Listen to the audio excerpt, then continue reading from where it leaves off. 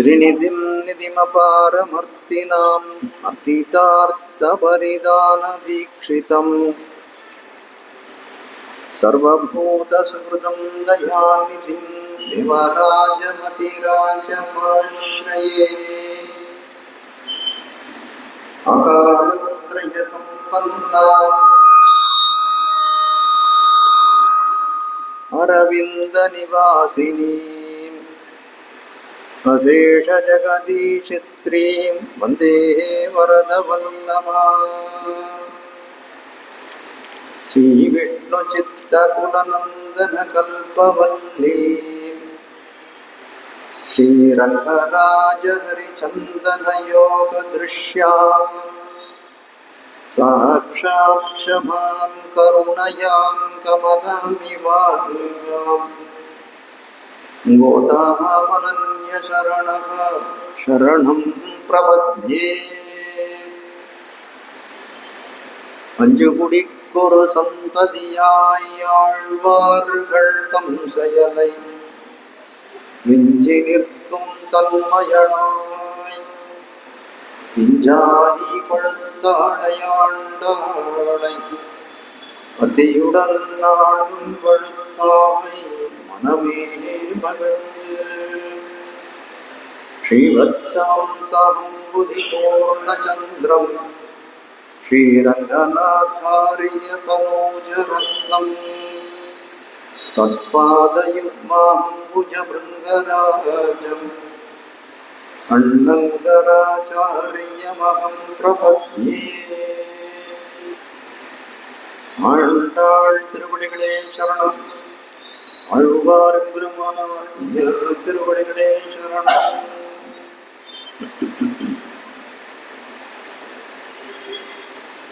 சூடி கொடுத்த சுடர்கொடியான ஆண்டாள் அருளி செய்த திருப்பாவை,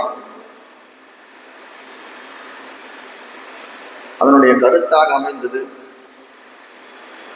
எம்பெருமானை எழுப்பி அவன் பிறத்து நாங்கள் அடிமை செய்யவே இந்த பிறப்பை எடுத்திருக்கிறோம் என்று தெரிவிப்பது. அப்படிப்பட்ட ஒரு காரியத்தில் இழிந்த ஆண்டாள் அதற்கு அனுகுணமாக எம்பெருமானை எழுப்புவதற்காக பல பாகவதைகளை தன் துணையோடு அழைத்து செல்கிறாள். அப்படி ஏற்கனவே கீழே 4-5 பெண்மணிகளை பார்த்தோம்.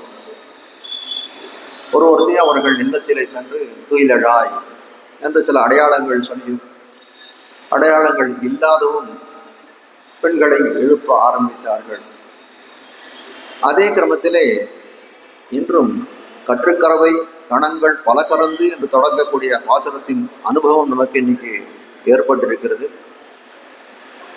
அதற்கு அனுகுணமாக இந்த பாசுரத்திலே இன்றைக்கும் ஒரு பெண்மணியை எழுப்புகிறார்கள். அவளுடைய திறம் எப்படி இருக்கு, தன்மை எத்தகைத்தாய் அமைந்திருக்கிறது என்பதை முதலில் பார்ப்போம். இந்த திருவாய்ப்பாடிலே கண்ணபிரான் அந்த ஆயர் குலத்துக்காக பிறந்த ஒரு பிள்ளை. அவர்கள் சொல்லுகிறார்கள், நம்மாழ்வார் பாடுகிறார், இன்னி வாயர் குலத்தை வீடுய்ய தோன்னிய கருமாணிக்க சுடர் என்று தெரிவிக்கிறார்.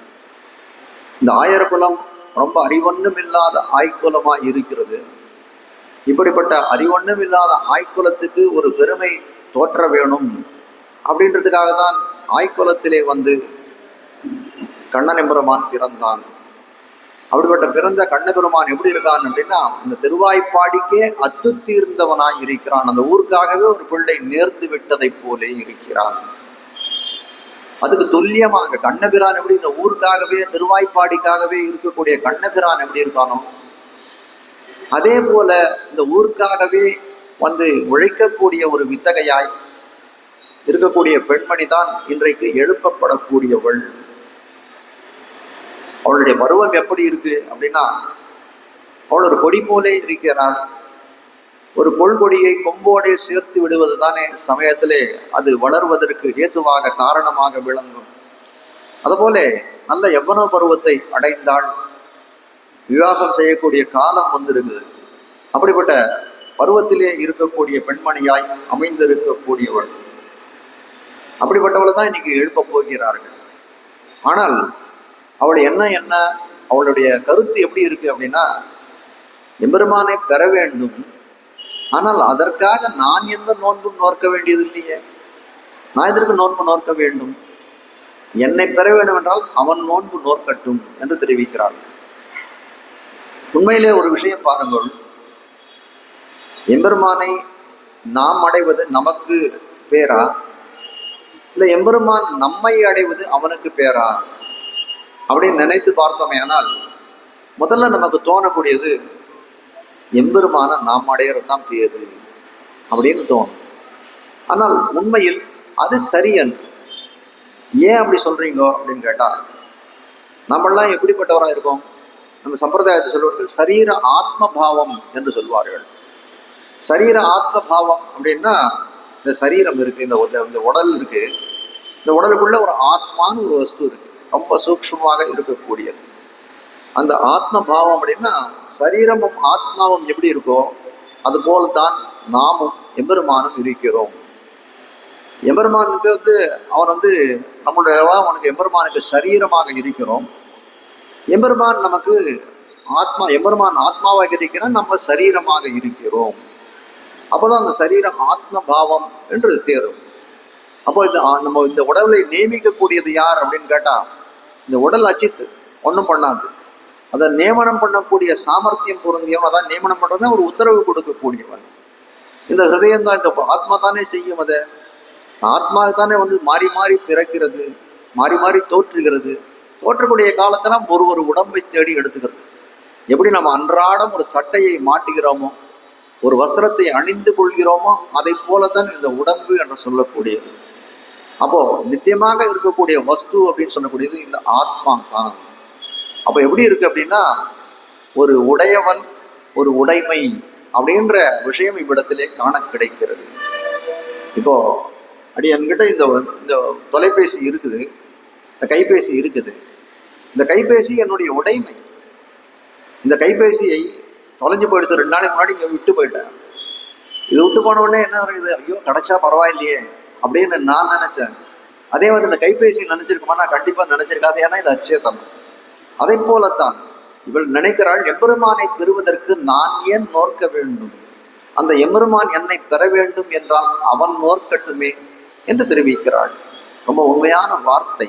ஏன்னா நமக்கும் எம்பெருமானுக்கும் 9 விதமான சம்பந்தங்கள், 9 வித சம்பந்தங்கள் உண்டு என்று தெரிவிக்கிறார்கள். அந்த 9 வித சம்பந்தங்கள் பார்த்தா, ஒன்று சுவாமியா இருக்கும் எம்பெருமான் சுவாமியாக இருக்கிறான், அந்த சொத்துக்கு உடையவனாய் இருக்கிறான். நாம் சொத்தை போலே இருக்கிறோம். சொத்தை பேணி பாதுகாப்பது யாருடைய கடமை அப்படின்னு கேட்டா, அந்த எம்பெருமான சொத்தை உடையவனான சுவாமியினுடைய கடமையாகத்தான் இருக்க வேண்டும். இதுதான் உலக வழக்கு. அதுல இது எதுவும் இதுல எந்த விதமான மாற்றமும் இவ்விடத்திலே கிடையாது. பிளவாச்சாரம் தெரிவிக்கிறார், சேதன லாபம் ஈஸ்வரனுக்கு பேரு. நம்ம போல இருக்கிறவர்களெல்லாம் கிடைக்கிறது அவனுக்கு பெறாப்பேராக கருதுகிறான் அந்த எம்பெருமான் என்று காட்டுகிறார். அப்படி இருக்கக்கூடிய காலத்துல இவள் சொன்ன வார்த்தைகள் ஒன்றும் முத்தான வார்த்தைகள், 1 கோடி பெறக்கூடிய வார்த்தைகள் என்று காட்டுகிறார். அப்ப என்ன பண்றார், கண்ணபிரான் எப்படி இந்த ஊருக்காக ஒரு பிள்ளையா இருக்கிறானோ வெளியே சொன்னேன், அதே போல இந்த பெண்ணும் இன்றைக்கு எழுப்பப்படக்கூடிய அதிகாரியும் கண்ணபிரானை போலே அந்த திருவாய்ப்பாடிக்காகவே அற்றுத்தீர்ந்தவளாய் இருக்கிறாள். அதனால் எப்படி இருக்கா, 2 பேரும் துல்லியமாக சமானமாக இருக்கிறார்கள். எப்படி சமானமாக இருக்கிறார்கள் கேட்டா, ஆச்சாரியர்கள் தெரிவிக்கிறார், சீதையும் ராமனும் எப்படி துல்லியமாக இருந்தார்களோ, சமானமாக இருந்தார்களோ, அதை போலே இருந்தார்கள் என்று தெரிவிக்கிறார்கள். ஹனுமான் முதல்ல ராமனை பார்க்கிறான், பம்பா தீரத்துல பார்க்கிறான். சுக்ரீவனோட சக்கியமெல்லாம் நடந்து போறது. சீதையை தேடின்னு போறதுக்கு முன்னாடி இப்ப பார்க்கிறான், ராமனுடைய நிலைமையை பார்க்கிறான். சதா சர்வ காலமும் எதை பார்த்தாலும் சீதையோட ஞாபகம். எப்ப பார்த்தாலும் கண்ணீர் விட்டு அழுது கொண்டிருக்கிறான். சீதையை நான் பிரிந்தேனே, சீதையை நான் பிரிந்தேனே என்று அழுது கொண்டிருக்கக்கூடிய ராமன். அப்போ ஹனுமான் நினைக்கிறாங்க, என்ன பெரிய ஒரு தேசத்துக்கு ராஜாவா இருக்கக்கூடியவன் ஒரு பெண் பிள்ளை போயிட்டான்னு இந்த மாதிரி அழுது கொண்டிருக்கிறானே, இது என்ன ஒரு ஆச்சரியமா இருக்கு. இப்படி கூட இந்த உலகத்துல இப்படி கூட ஒரு இது உண்டா அப்படின்னு நினைக்கிறான். இப்படி கூட ஒரு அஜ்ஞானம் உண்டா என்றெல்லாம் அனுமான் நினைக்கிறான். அப்படிப்பட்ட அனுமான் இந்த பக்கம் கடலை கடந்து அந்த பக்கம் போனான். போன உடனே வந்து பார்க்கிறான், சீதையை பார்த்து அவளுடைய நன்னடத்தைகளை எல்லாம் பார்த்து விட்டு சொல்றான், துஷ்கரம் கிருத்தவான் ராமஹா. துஷ்கரம்னா ரொம்ப பெரிய செயல், செய்ய முடியாத செயற்கரிய செயலை செய்திருக்கக்கூடியவன் ராமன் என்று தெரிவிக்கிறான். அப்படின்னா செயற்கரிய செயலை செய்தான் அப்படின்னா சீதையுடைய ரூபமாகட்டும் குணங்களாகட்டும் இதெல்லாம் வந்து அடைந்தவன், சீதையை அடைந்தவன். சீதையை விட்டு பிரிந்தானே, ஆனால் இவ்வளவு காலம் உயிர் தரித்து இருக்கிறான் அப்படின்னா அதுவே செயற்கரிய செயல் என்று தெரிவித்தான். அப்படிப்பட்ட அனுமான் சொல்றான், சீதையை பார்த்த உடனே சொல்கிறான், இந்த இடத்துல சொல்றான், அன்றைக்கக்கூடிய காலத்திலே துல்லியசீல வயோவிருத்தாம் துல்லியாபிஜன ரக்ஷணம் ராகவோர்கதி வைதேகிம் தம் சேயம் அசிதேக்ஷனா. துல்லியசீல வயோவிருத்தாம் இல்லைன்னா துல்லியம்னா சமானமாக இருக்கக்கூடிய எது அப்படின்னா ஒரு விவாகமாகட்டும் விவாதம் ஆகட்டும் இதெல்லாம் எப்போ வந்து சரியாக இருக்கும், சமமாக இருக்கும் அப்படின்னா சாமியமுள்ள பொருத்தமுள்ள இடத்துல தான் ஒரு கல்யாணம் நடந்ததுன்னா சரியா இருக்கும், பொருத்தமுள்ள இடத்துல தான் ஒரு விவாதம் நடந்ததுன்னா நன்றாக இருக்கும். அதே போல இந்த இடத்துல சொல்றான் துல்லிய சீல வயோவிருத்தாம். வயோவிருத்தம்னா வயசு இருக்கக்கூடிய, சீலம் அப்படின்னா அந்த எளிமை அந்த குணங்கள் இருக்கக்கூடியதும். சீலம் வயோ வயசு குலம் எல்லாம் இருக்கு. துல்லிய சீல வயோவிருத்தியாம் துல்லியாபிதன லட்சணம். லட்சணங்கள் அதே ஒரு ராஜலட்சணம். எல்லா விதத்திலும் சீதைக்கும் ராமனுக்கும் எல்லா விதமான பொருத்தங்களும் இருக்குது. அசிதேக்ஷனான்னு தெரிவிக்கிறார். ரூபத்தில் கூட பார்த்தால் கண்ணழகும் ரொம்ப அழகா இருக்கு. ஆனால் ஒன்னே ஒண்ணு, பிராட்டியின் கண்களிலே அந்த காருண்யம், இயற்கையான காருண்யம், சுவாபாவிகமான கருணை அவள் கண்களிலே இருக்கிறது. அது மட்டும்தான் ராமனுடைய கண்களிலே தோற்றவில்லை. ஆனால் பல இடங்கள்ல எல்லா விதத்திலையும் அவர்களுக்குள்ளே ஒரு ஒப்புமை இருந்தது என்று தெரிவிக்கிறார். பாருங்க, ராமன் ஒரு வாக்கியம் சொல்லுகிறான். விபீஷணன் அந்த இடத்துல சரணடைவதற்காக வந்த காலத்திலே தெரிவிக்கிறான். அவன் வந்து சுக்ரீவன் தெரிவிக்கிறான், அவன் இவ்விடத்திலே வந்தான நண்பனை போலே வருவான், உன்னை கொன்று விடுவான் என்று சொல்றான்.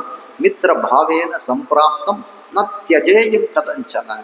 முத்திரனை போல ஒரு நண்பனை போல பாவத்தை மனசுல ஏறிட்டு கொண்டு நான் உன் நண்பன் என்று சொல்லி கொண்டு வருகிறான். ஆனால் ஹிருதயத்திலே அவனுக்கு அவ்வளவு வைரம் பகைமை இருந்து வந்தாலும் சரி அவனை நான் கைவிட மாட்டேன் அப்படின்னு ராமன் தெரிவிக்கிறான்.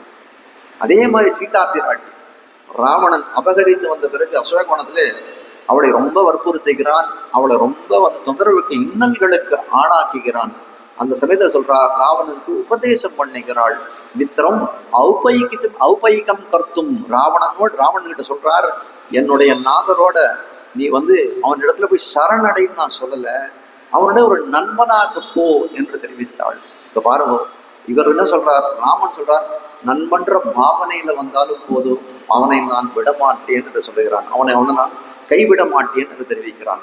அதே மாதிரி சீதையும் சொல்கிறார், மித்திரனாக போ ராமனுக்கு, அப்பொழுது உன்னுடைய குற்றத்தை எல்லாம் மன்னித்து ஏற்றுக்கொள்பவனாய் இருக்கிறான் என்று சொல்றான். இதை காட்டுல ஒரு துல்லியம் எப்படி இருக்கும், சமானமாக குணம் எப்படி இருக்கும்னா வேற எங்கேயும் காண கிடைக்காது. இப்படிப்பட்ட குணம்தான் அந்த கண்ணன் பெருமானுக்கும் இருந்தது. அதே போன்ற இன்று எழுப்பப்படக்கூடிய பெண்மணிக்கும் இருந்தது என்று காட்டுகிறார்கள்.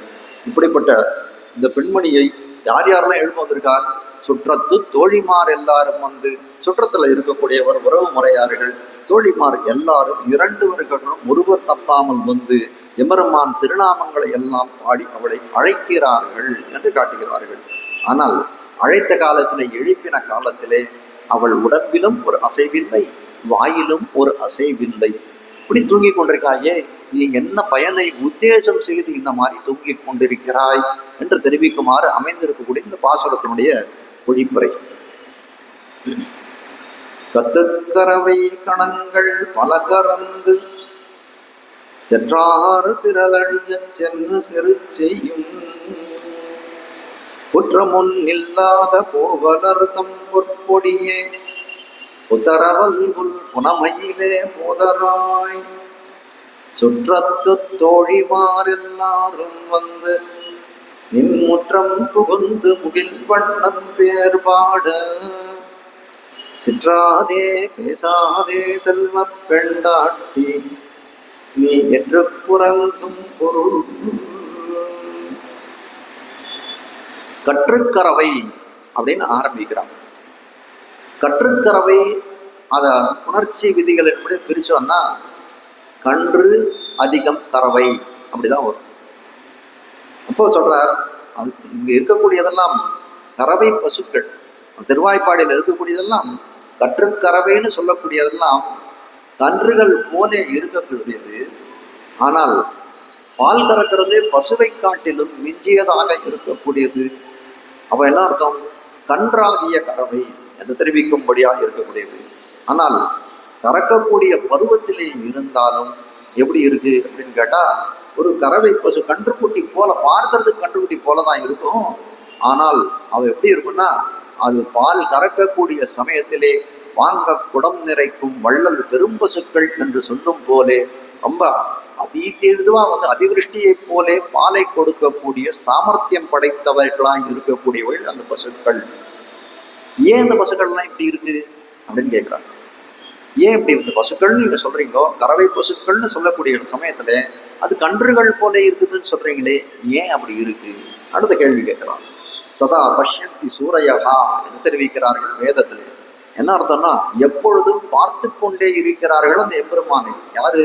நித்தியசூரிகள். பரமபதம்னு சொல்லக்கூடிய அந்த ஸ்ரீவைகுண்ட தாமத்திலே இருக்கக்கூடிய நித்தியசூரிகள், முக்தாத்மாக்கள்னு சொல்லக்கூடியவர்கள்லாம் சதா பஷ்யந்தி, எப்பொழுதும் பார்த்து கொண்டே இருக்கிறார்கள் அந்த எம்பெருமானை.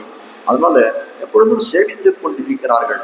அப்படி சேவித்துக் கொண்டிருக்கக்கூடியவர்களுக்கு வயது என்ன அப்படின்னு கேட்டா 25.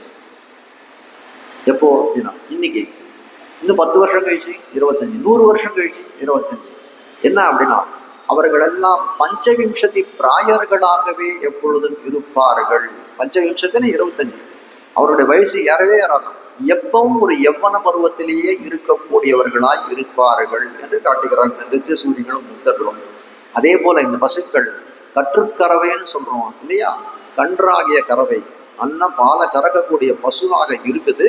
ஆனால் பார்க்கறதுக்கு ஒரு சிறிய கன்றுக்குட்டி போலே தோற்றம் அளிக்கிறது.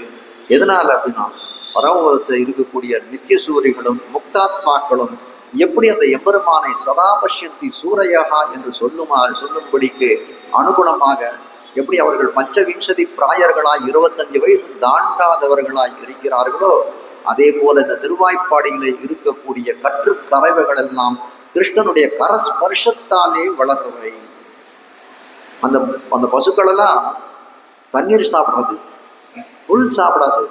எதை சாப்பிடும் அப்படின்னா கிருஷ்ணனையே சாப்பிடும். கிருஷ்ணனுடைய ஸ்பர்ஷத்தையே சாப்பிடக்கூடியவையாய் இருக்கக்கூடிய பசுக்கள். அதனால் தெரிவிக்கிறார் கற்றுக்கறவை. நித்தியசூரியர்கள்லாம் பரமபதத்தில் என்ன இது பண்றாங்க? எபெருமானுடைய மேன்மை குணம், பரத்துவம்னு சொல்லக்கூடிய மேன்மை குணத்தையே அனுசந்திக்கிறார்கள். எப்போ எபெருமானே நீ அவ்வளவு பெரியவன், இவ்வளவு பெரியவன், இவ்வளவு குணம் உண்டு, இப்படியே தான் பேசிட்டு இருக்கானே தவிர அவனுடைய எளிமையை பற்றி யாருமே பேசுவதில்லை.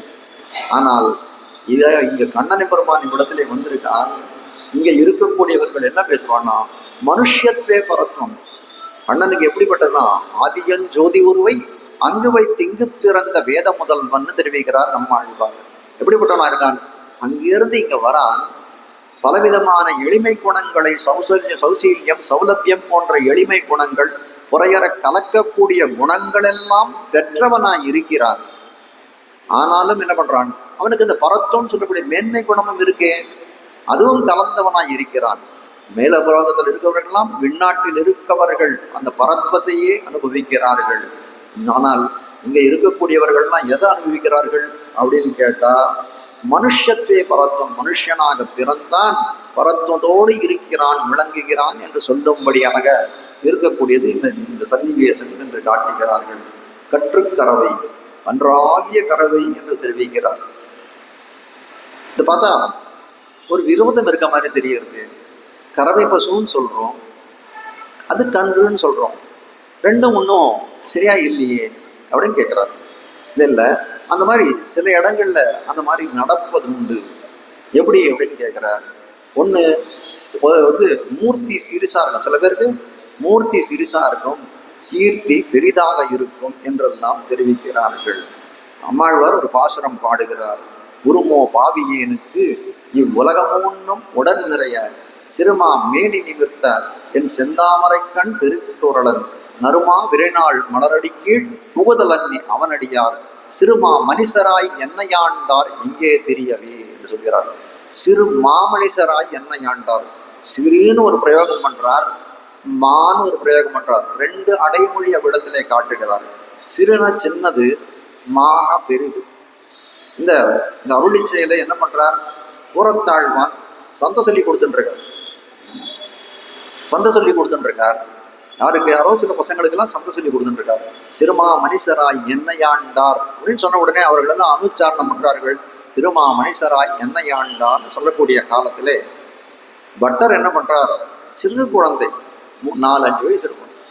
அப்பா இது பொருத்தம் இல்லையே அப்படின்னாராம். பொருத்தம் இல்லையே அப்படின்னா பட்டர்.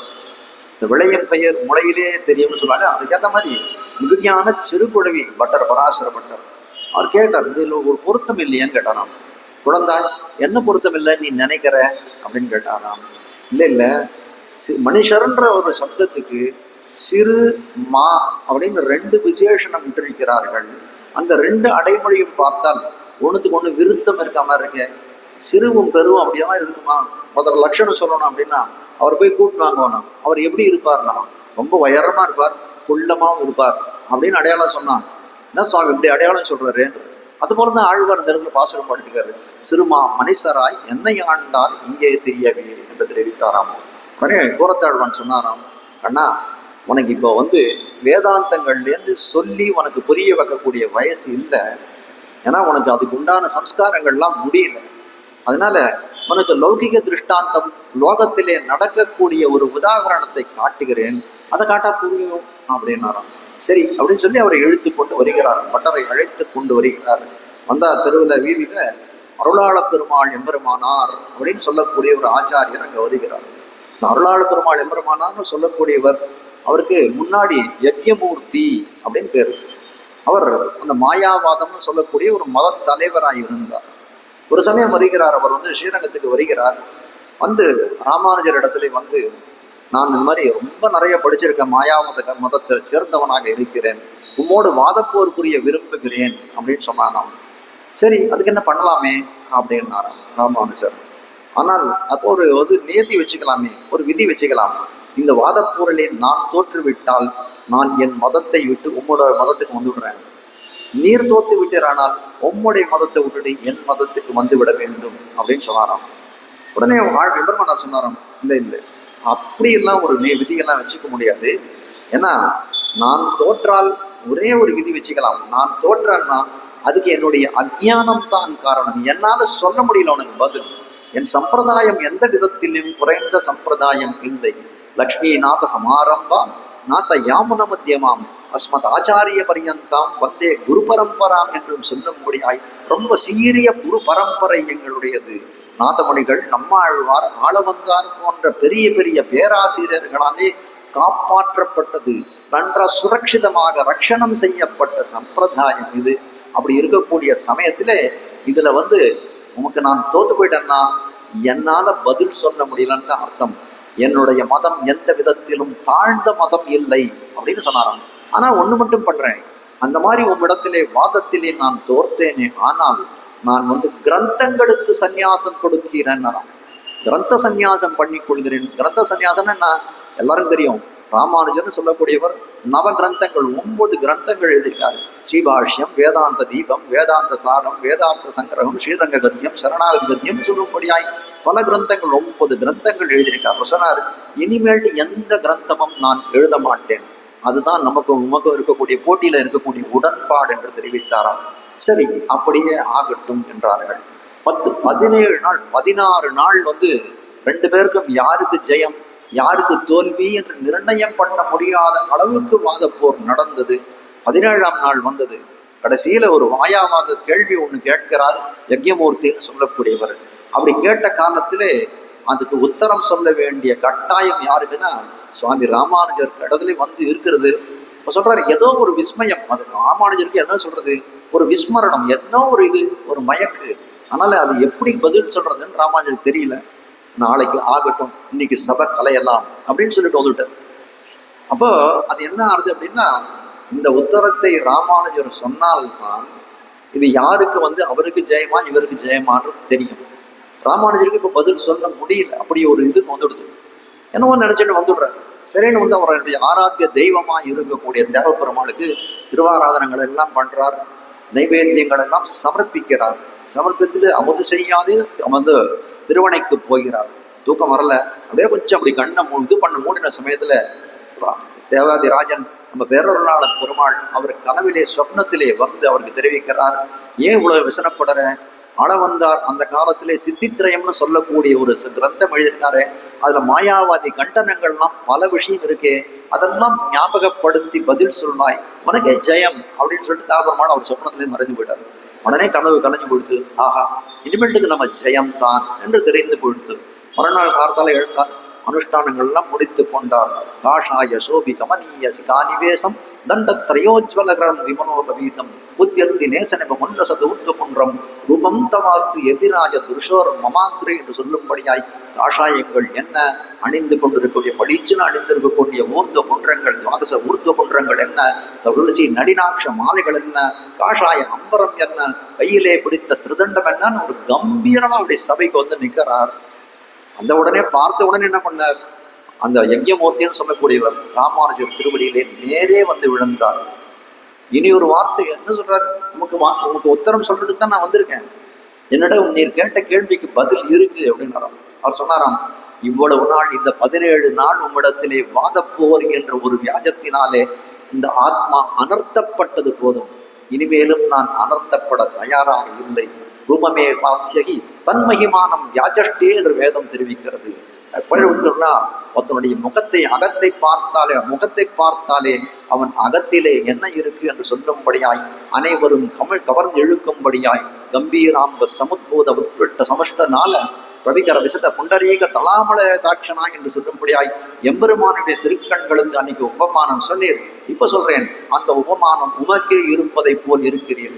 காரே கருணை ராமானுசா, இனிமேல் நான் இந்த அனர்த்தத்துக்கு ஆளாவதில்லை, அடியனை திருத்தி பணி கொள்ள வேண்டும். அப்படியே அவர் காலில் அப்படியே ஒரு வேறற்ற மரம் போலே விழுந்தார். அவர் யஜ்ஞமூர்த்தின்னு சொல்லக்கூடியவர். ராமானுஜர் எடுத்து அவரை தேற்றினார். அவருக்கு பஞ்சசம்ஸ்காரங்கம் போன்றவதெல்லாம் பிரசாதித்தார். அவருக்கு என்ன பேர் வச்சார்னா அருளாள பெருமாள் எம்பெருமானார் பேர் வச்சார். அதாவது இந்த தேவ பெருமாளுக்கு பேர் அருளாள பெருமாள்னு பேர் வரதருக்கு. அதனால வரதருடைய அருளால தான் அவர் ஜெயிச்சார். அதனால அருளாள பெருமாள். ஞானத்துல எப்படிப்பட்டவர்? சுவாமி எம்பெருமானாருக்கு சதுருஷமான துல்லியமான ஞானம் பெற்றவராய் இருந்தார். அதனால அருளாள பெருமாள் எம்பெருமானார் அப்படின்னு அவருக்கு பேர் வைத்தார் என்று காட்டுகிறார்கள். அப்படிப்பட்டவர் ஸ்ரீரங்கத்துல எம்பெருமானார் திருவடியிலே அடிமை பூண்டவராய் எழுந்தருள் இருக்கக்கூடியவர். ஆனால் அவர் எப்படி இருப்பார் அப்படின்னு கேட்டா ரொம்ப சின்னவரா இருப்பார். ஒரு 3-4 அடி 5 அடிக்குள்ளதான் இருப்பார். அதாவது கீர்த்தி பெருசா இருந்தாலும் மூர்த்தி சிறுசு என்று சொல்ல முடியாது. புறத்தாழ்வான் பட்டர பராசர பட்டர் ஐஷன் வந்தாரா காட்டுறாரு, இது பாரம் பராசர பட்டரே பாரம் பட்டரே பாரம் இப்ப இருக்கார் பாரம், இவர் தான் எம்பெருமானாருடைய 17 நாள் வாதம் புரிந்தவர். இவருடைய கீர்த்தி ரொம்ப பெரிது, ஆனால் மூர்த்தி சிறிது. சிறுமனிஷர்ன்றது அவருடைய மூர்த்தியாலே, மாமனிஷர் என்று சொல்வது அவர் ஞானத்தினாலே என்று சொல்லும்படியாய் இருக்கக்கூடியவர். அதுபோல கற்றுக்கறவை கன்றாகிற கறவை என்று சொல்லும்படியாய் அதுக்கு விலட்சணமாய் அந்த சப்தத்தை என்ன பண்றது, அது சரியான சப்தம்தான். ஆண்டாள் வார்த்தையில் வந்த ஒரு சொல்லிலும் ஒரு அர்த்தம் உண்டு என்று துடிப்பதற்காக உதாரண புருஷர்களாய் இவ்வுலகத்தில் தோன்றியவர்கள் இந்த ஆச்சாரியர்கள் என்று காட்டுகிறார்கள். அது மட்டும் இல்லை, இந்த மாதிரி சேராச்சேர்த்திகள் எல்லாம் எம்பெருமான் தரத்துல நிறைய உண்டு. 6ஆம் பத்து திருவாய்மொழி 6ஆம் பத்து வைகல் திருவன் வண்டூர் வைகல் பூங்கழிவாய் மேயும் குறிகினங்காள் அப்படின்னு ஆரம்பிக்கக்கூடிய பதிகம். தூது விடுகிறார் நம்மாழ்வார். எம்பெருமான் வரல. ஆழ்வாருக்கு ரொம்ப கோபம். அதாவது நாயகி பாவத்தில் இருக்கக்கூடிய ஆழ்வாருக்கு பராங்குச நாயகிக்கு ரொம்ப கோபம். நம்ம கூப்பிட்ட நிமிஷம் வரலையே இவர் அப்படின்னு ரொம்ப கோபத்தோட என்ன சொல்ற, பிரணய ரோஷம், ஊடல்னு சொல்லணும். கோபம்னா ஒரு பகையாளி கிட்ட இருக்க கோபத்தை போல இல்லை, அது ஒரு ஊடலை போல இருக்கக்கூடியது, காதலில் இருக்கக்கூடிய ஊடலை போல இருக்கக்கூடியது. அப்படி வரக்கூடிய எம்பெருமான் கிட்ட என்ன பண்றான், நீ இங்க வராதே, என்கிட்ட வராதே நீ என்று சொல்லி அவனை வெளியே தள்ளி அவன் வீட்டு கதவை அடைக்கிறாள். ஆனால் எப்படிப்பட்டவனா இருக்கான் எம்பெருமான்? சேரா சேர்த்தி எல்லாம் தன்னிடத்திலே கொண்டவனாய் இருக்கிறான். நான் எவ்வளவு பெரிய அகடித்த கடனா சாமர்த்தியன் என்பதை காட்டுமாறு அமைந்திருக்கூடியது அடுத்த பதிகம் தெரிவிக்கிறார். சொல்றார், ஆழ்வார் பாடுகிறார், நல்குறவும் செல்வும் நரகும் சுவர்க்கமுமாய் வெல்பகையும் நட்பும் விடமும் அமுதமுமாய் பல்வகையும் பறந்த பெருமான் என்னை ஆழ்வார் செல்வம் மல்குகுடி திருவிண்ணகர் கண்டேனே. நல்குறவும் செல்வும், இது பாருங்க, இப்ப சொல்றேன் எல்லாத்தையும் ஒண்ணுத்துக்கு ஒண்ணு சேராச்சேர்த்தியாக தான் இருக்கும். நல்குறவும் செல்வும், நல்குறவு அப்படின்னா நல்ல ஏழைமை, உனக்கு தனம் இல்லாத வறுமையை சொல்லக்கூடியது நல்குறவு. செல்வம் அப்படின்னா தனம் பொருந்தியவனாய் தனத்தை தெரிவிக்கக்கூடிய நல்குறவும் செல்வம். நரகம் சுவர்க்கமுமாய், அவரிடத்துல நல்குறவும் செல்வம் ரெண்டு இருந்தது. என்ன பண்ணான் அப்படின்னு கேட்டா, என்ன பண்ணான், ஒரு காலத்துல குச்சேலனை தரித்திரனாக்கியவன் யார்? இவன் தான். குச்சேலனை தனவானாக்கியவன் யார் அப்படின்னு கேட்டா இவன் தான் என்று சொல்லும்படியாய் என்ன பண்றான், அந்த துன்பத்தை அனுபவிக்கிறதாக அவனை இதுவா இருக்கான், துன்பத்தை தீர்ப்பவனாகவும் அவன் இருக்கிறான். பயக்கிருது பயநாசனகா என்று தெரிவிப்பார்கள் சகஸ்ரநாமத்தை. பயத்தை கொடுப்பவனாகவும் இருப்பான், அந்த பயத்தை போக்குவனாகவும் இருப்பான். நல்குறவும் செல்வம் நரகும் சுவர்க்கமுமாய் என்று தெரிவிக்கிறார். நரகம்னா நம்ம பாவத்துக்கு ஏற்கப்படி நம்முடைய நரகத்திலே தள்ளக்கூடியவன் அவனே. நம்முடைய சொர்க்கமோ இல்ல பரவபதமோ அப்படி மேலான கதிக்கு நிர்மிப்பதும் அவனாகத்தானே இருக்கிறான். நல்குறவும் செல்வும் நரகும் சுவர்க்கமுமாய் வெல்பகையும் நட்பும் என்று தெரிவிக்கிறார். பகை நட்பு இதுவும் எம்பெருமானிடத்துல சேர்ந்து இருக்கிறதுன்னு தெரிவிக்கிறார். எப்படி இருக்கிறான், மகாத்வேஷி கண்டாகரணன்னு தரணும். கண்டாகரணன் இருந்தவன் என்ன பண்ணான், இந்த எம்பெருமானுடைய நாமமே தன் காதிலே படக்கூடாது என்று தன் காதிலே ஒரு மணி கட்டி கொண்டிருந்தான். அவன் எப்போதாவது யாராவது இது பண்ணா அந்த எம்பெருமான் நாமம் கேட்டதுன்னா இப்படி காதாடினா அந்த மணி ஓசை தான் கேட்கும், அந்த எம்பெருமானுடைய நாமம் கூட கேட்காது. ஆனா சிறந்த சிவபக்தனாய் இருக்கிறான். அவன் சொல்றான், ஒரு சமயத்துல சிவனிடத்துல போய் எனக்கு மோட்சம் கொடுன்னு கேட்கிறான். சிவபெருமான் சொல்றார், மோட்சத்தை கொடுக்க வேண்டியவன் நாராயணன், அவன் திறத்திலே போய் கேள் மோட்சத்தை என்கிறார். அவன் சொல்றார், அப்ப சொல்றாரு சரி அப்படின்னு சொல்லிட்டு அவன் போறான்.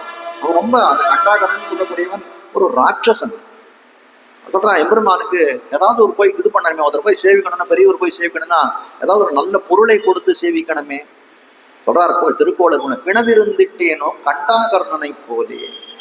என்ன பண்ணான், ஒரு உயிரை கொன்றான், அந்த பிணத்தை எடுத்து போய் எம்பெருமான் திறத்திலே வச்சான். இந்த பாரு உனக்கு காணிக்கையா அதை கொடுத்துருக்கேன், எனக்கு மோட்சத்தை கொடுன்னு கேட்டான். நான் மகா துவேஷியா இருந்தவனுக்கு மோட்சத்தை கொடுத்தான் அந்த எம்பெருமான்.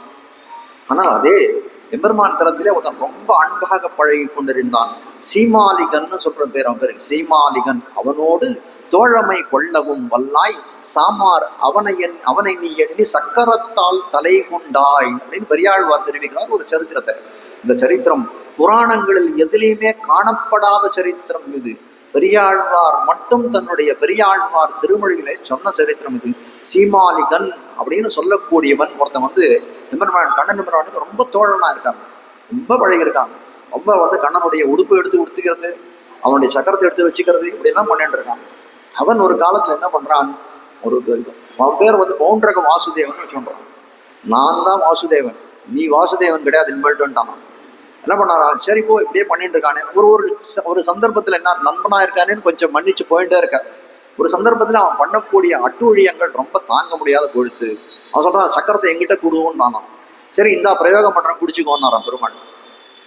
பிரயோகம் பண்ண பிடிச்சுக்கோனானா, அவனால் பிடிக்க முடியுமான்னு அந்த சுதர்சன சக்கரத்தை பிடிக்க முடியுமா?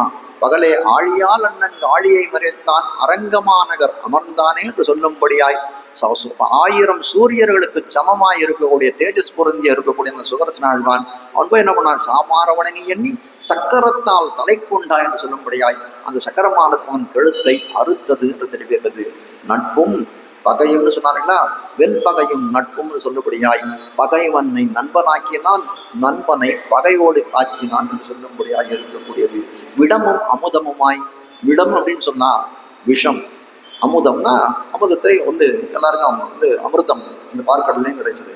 பார்க்கடலை கடையக்கூடிய காலத்திலே அசுரர்களும் தேவர்களுமாக கடையக்கூடிய காலத்திலே பல வஸ்துக்கள் அந்த திருப்பார்க்கடலிலேருந்து வெளியில வந்தது.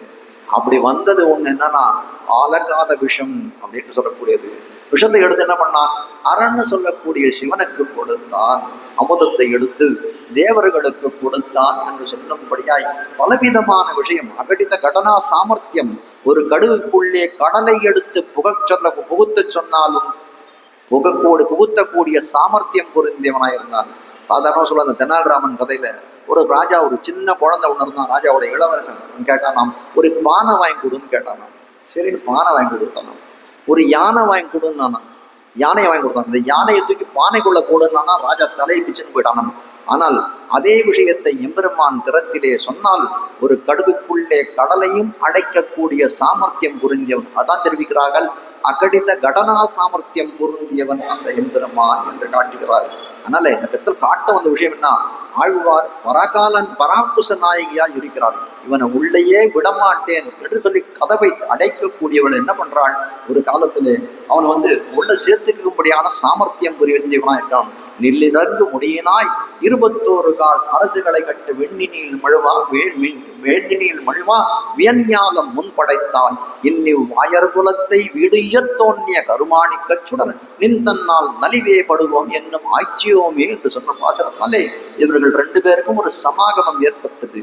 சொல்றாரு, இவன் உள்ளேயே விடக்கூடாதுன்னு நினைச்சனே, எப்படியோ அடியன் குடியன் எதையோ சொல்லி கடைசியில என்னை கவர்ந்து விட்டானே என்று சொல்லும்படியா இருக்கக்கூடியது எம்பெருமானுடையது கற்றுக்கறவை என்று தெரிவிக்கிறார்கள். கணங்கள் சொன்னார், குடம் நிறைக்கும் வள்ளல் பெரும் பசுக்கள். எவ்வளவு பசுக்கள்னா கணக்கே பண்ண முடியாது. ஏன் ஒரு 10 பசுக்கள், 50 பசுக்கள், அந்த மாதிரி ஒரு கணமா கூட்டமா சேர்த்து ஒரு சமூகமா சேர்த்து கணக்கு பண்ணலாமா? அப்படி பார்த்தா கூட கணக்கு பண்ண முடியாது. அவ்வளவு பசுக்கள் இவ்விடத்துல இருக்கே அப்படின்னாலாம். கணங்கள் கற்றுக்கறவை கணங்கள் பல கறந்து அவ்வளவு கணங்கணமா பசுக்கள் இருக்குது. அந்த கணங்களாக கூட அந்த பசுவை கலந்து எண்ணி பார்க்க முடியல. சங்கியா விரல விட்டு எண்ண முடியல. இத்தனை கணம் இருக்கு, 100 கணம் இருக்கு, 500 கணம் இருக்கு, சொல்ல முடியலையே. அப்படிப்பட்ட கூட்டம் இருக்கக்கூடியதா இருக்குது. அதனால் தெரிவிக்கிறார். அதனால அப்படிப்பட்ட கணங்கள் பல இருக்கக்கூடியதுன்னு காட்டுகிறார்கள்.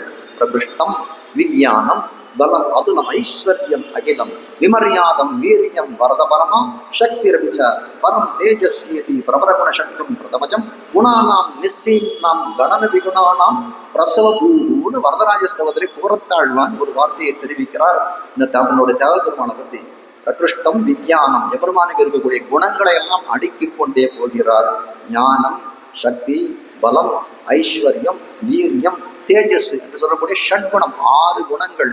பகவான் ஒருத்தனை சொல்லணும் அப்படின்னா இந்த 6 குணங்கள் எவனிடத்திலே பொருந்தி இருக்கிறதோ அவன் தான் அந்த பகான்ற சப்தத்துக்கே உரியவனாய் இருக்கக்கூடியவன். இப்படி சிறந்த 6 குணங்கள் ஞானசக்தி, வீரியம், பலம், ஐஸ்வர்யம், தேஜஸ் என்று சொல்லக்கூடியது. இப்படிப்பட்ட 6 குணங்கள் எவ்விடத்திலே புஷ்கலமாய் இருக்கிறதுனா பரவாசுதேவன் என்று சொல்லக்கூடிய பரமபதத்திலே எழுந்திருக்கக்கூடிய எம்பெருமானுக்கு இந்த குணங்கள் புஷ்கலமாய் இருக்கு. அது மட்டும் இல்ல, இந்த 6 குணங்கள் இல்ல, அனந்த பல குணங்கள், எண்ணில் பல்குணத்தன் என்று ஆழ்வார் தெரிவிக்கிறார்.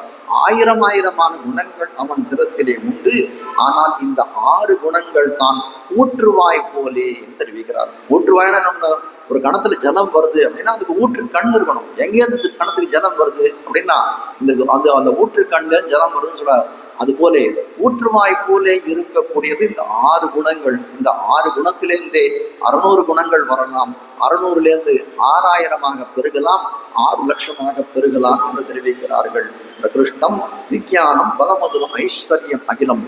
ஒரு குணத்துக்கும் ஒரு விசேஷனம், அதாவது அடைமொழியை இடுகிறார்கள் தெரிவிக்கிறார். பிரகிருஷ்டம் விஞ்ஞானம் என்று சொல்லக்கூடியது ஞானத்துக்கு சிறந்த ஞானத்தை பொருந்தியவனாய் இருக்கிறான்.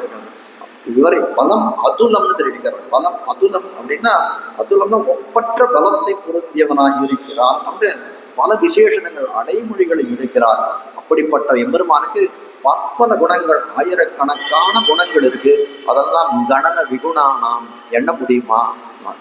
எண்ண முடியாது. எப்படின்னா நிச்சயம் நாம் சொல்லும்படியாக சாதாரணமா ஒண்ணுத்தை எண்ணலாமா? இல்ல ஒன்று குணமா எண்ண முடியாது. கணன விகுணானாம் ஒரு குணமா எண்ண முடியுமா? எண்ண முடியாது. சரி, கூட்டமா ராசியா எண்ணலாமா அப்படின்னு கேட்டா அப்படியும் எண்ண முடியாது தெரிவிக்கிறார்கள்.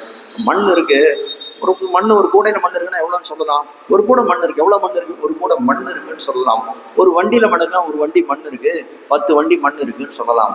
ஆனால் எம்பெருமானுடைய குணங்களை அந்த மாதிரி ராசி ராசியாகவும் எடுத்து சொல்ல முடியாத அளவுக்கு இருக்கிறதுன்னு தெரிவிக்கிறார் ஆளவந்தார். தன்னுடைய ஆச்சாரியரான பிதா நாதமுனிகளை பத்தி பாடுறார். நமோச்சிந்தியாத் புதாகிருஷ்ட ஞான வைராக்கிய ராசையே நாதாய முனையே அகாத பகவத் பக்தி சிந்தவே தெரிவிக்கிறார்.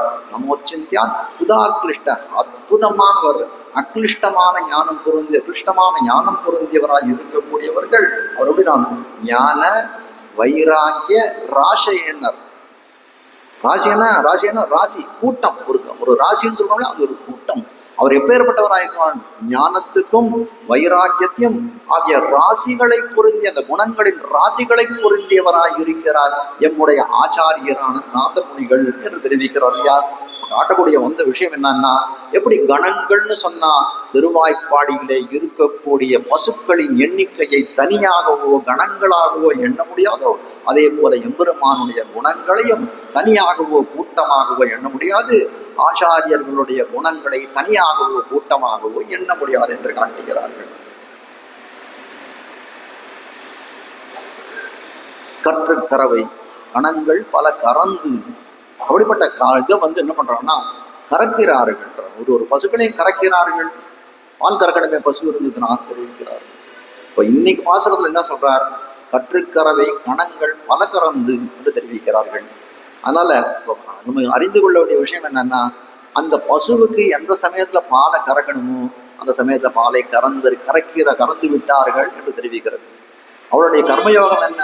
இடையர்களுக்கு கர்மயோகமா இருக்கக்கூடியது அந்த பசுக்களை ரட்சணம் பண்ணி அதுக்கு வேண்டிய தேவையான காலத்திலே அதுக்கு உணவளித்து அதுக்கு பால் கறந்து அதை கொண்டு தங்களுடைய விருத்தியை அந்த அவருடைய தேக யாத்திரத்தை நடத்தக்கூடியதாக இருக்கிறார்கள் அந்த இடையர்கள்.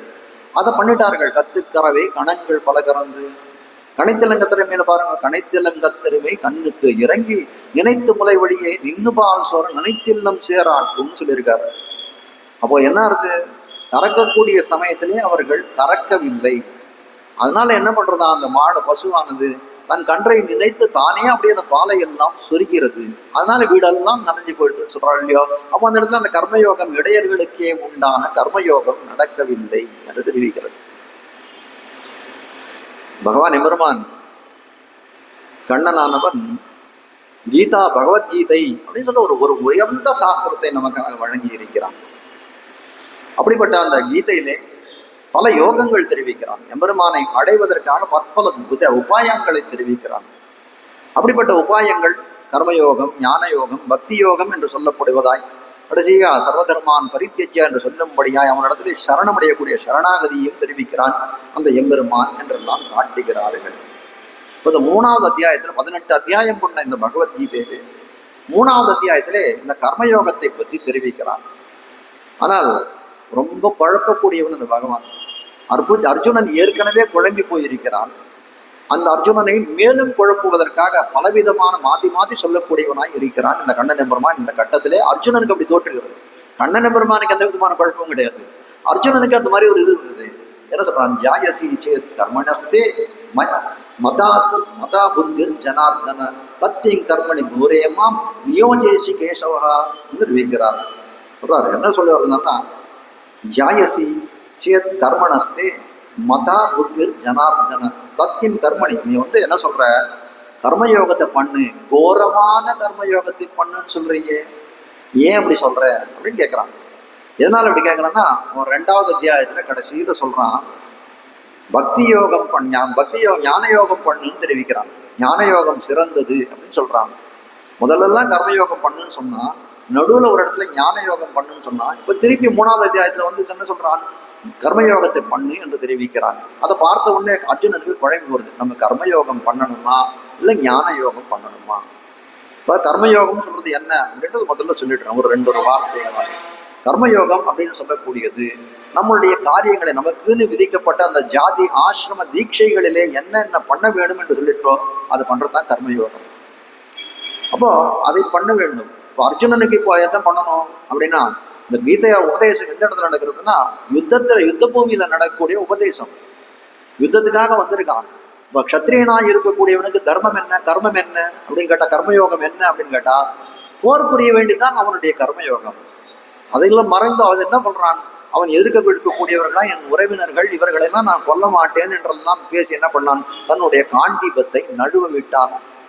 அதனால எம்பெருமானுக்கு என்னாச்சுன்னா, பெரிய ஒரு யோக சாஸ்திரத்தை, கீதா சாஸ்திரம் என்ற சாஸ்திரத்தை கொடுக்க வேண்டிய நிர்பந்தம் ஏற்பட்டு போயிடுது. அப்ப சொல்றான் இந்த மாதிரி நீ மாத்தி மாத்தி சொல்றேன், வியாமிஸ்ரீனேவ வாக்கியேன புத்தி மோகசீவமே ததேகம் வத நிச்சயதி ஏன ஸ்ரேயோகம் அவாப்னயம்னு தெரிவிக்கிறான். வியாமிஸ்ரீனேவ, நீ சொல்றதெல்லாம் என்ன மாத்தி மாத்தி சேர்த்து சேர்த்து சொல்றேன், இது இல்லைன்னு அதுல சேர்க்கிற, அதுலேருந்து இதை சேர்க்கிற, அதனால நான் அந்த மோகயசி, என் மனம் மோகித்து போகிறது, ஏதாவது ஒன்று சொல்லு என்று கண்ணன் எம்பெருமான் கிட்ட தெரிவிக்கிறான். கேட்கிறான், இப்போ கர்மயோகம்னு ஒன்று சொல்றேன், ஞான யோகம்னு ஒன்று சொல்றேன். இப்போ ஞான யோகம்னு சொல்றதுக்கும் கர்மயோகம்னு சொல்றதுக்கும் பரஸ்பரம் வித்தியாசங்கள் இருக்கு, பரஸ்பரம் வித்தியாசங்கள் இருக்கு. ஆனா பக்தி யோகம் தான் சீரியது அப்படின்னு சொல்றேன், ஞான யோகம் தான் சீரியதுன்னு சொல்றேன். அவ கர்மயோகத்தை பண்ணாது விட்டா என்ன, நான் ஞான யோகம் பண்ணா என்னன்னு கேட்கிறான். அப்போ கண்ணன் எம்பெருமான் சொல்றான், இல்லை இல்லை அப்படி பண்ணக்கூடாது அர்ஜுனா. சொல்றான், எத்யத் ஆச்சரதி சிரேஷ்டா தத்த தேவியே கரோ ஜனாக சயத் பிரமாணம் குருத்தே லோகா தத் அனுவர்த்தது. இந்த உலகத்துல எத்யத் ஆச்சரதி சிரேஷ்டா, சில பேர்லாம் ஞான சான்றோர்கள்லாம் இருப்பார்கள். அவர்கள் எதை ஆசிரிக்கிறார்களோ, எதை தங்கள் கடைபிடிக்கிறார்களோ அதை தான் நாம் கூட செய்யணும். உலகத்துல அவர்கள் எவ்வளவு எதை செய்கிறார்களோ, அதை எந்த அளவு செய்கிறார்களோ அதுதான் நமக்கு பிரமாணம், அதை கொண்டுதான் நாம் செய்ய வேண்டும் என்று தெரிவிக்கிறாங்க. அப்போ காட்ட வந்த விஷயம் என்ன, அதே விஷயத்தை இன்னும் கொஞ்சம் மேலையார் செய்வனர்கள் கீழே பார்க்க போகிறோம். அந்த இடத்துல இன்னும் கொஞ்சம் விவரணமாகவே காட்டுகிறார். இந்த இடத்துல சொல்றாரு, அவர்கள் என்ன செய்கிறார்களோ அதை தான் பண்ணணும், அதுதான் நமக்கு பிரமாணம் தெரிவிக்கணும். பிரமாணம்னா அது நமக்கு ஒரு அத்தாரிட்டி. சொல்றாரு, இந்த மாதிரி இருக்கக்கூடியது இப்படித்தான் பண்ணணும் என்று தெரிவிக்கிறான். அப்படி பண்ணலன்னா அடுத்த கேள்வி அதான வரும், இப்படி பண்ணலன்னா என்ன ஆகும் அர்ஜுனா? உதாரணத்துக்கு சொல்றேன் பாரு, நீ ஒரு பாண்டவர்களா இருக்க, பாண்டவனா இருக்க, நாளைக்கு ஒரு ராஜாவா ஆக போறேன். அப்படி இருக்கக்கூடிய காலத்துல உன்னை பல பேர் என்ன பண்ணுவாங்க, முன்மாதிரி ரோல் மாடலாக உன்னை வைத்துக் கொள்வார்கள். அப்படி இருக்கக்கூடிய காலத்துல உனக்கு சக்தி இருக்கு, அதனால நீ கர்ம யோகத்தை போட்டுட்டு ஞான யோகத்தை பண்ணாயே, ஆனால் அந்த சக்தி இல்லாதவர்கள் அந்த ஞான யோகத்திலே வர்த்திப்பார்கள். உன்னை பார்த்து உலகம் பின்னால வரும், அந்த ஞான யோகத்தை பண்ண முடியாத போகும். பண்ண முடியாத போனா என்ன ஆகும், அவர்களுக்கு என்ன வேணும், ஒரு பாபம் சேரும். அந்த பாபம் அவர்களோட போகாது, உனக்கு சேர்ந்து வரும்ன்ற, உனக்கு சேர்ந்து வரும். அர்ஜுனா தெரிஞ்சுக்கோ, இது ஜனகர் இருக்காரு இல்லையா, இந்த ராமனுடைய மாமனார்னு சொல்லக்கூடியவர், ஜனகர்னு சொல்லக்கூடியவர் நல்ல ஞான யோகம், ராஜரிஷின்னு சொல்லக்கூடியவர், நல்ல ஞான யோகம் செய்வதற்கு எல்லா விதமான தகுதிகளும் பொருந்தியவராயிருக்கூடிய ஜனகர்.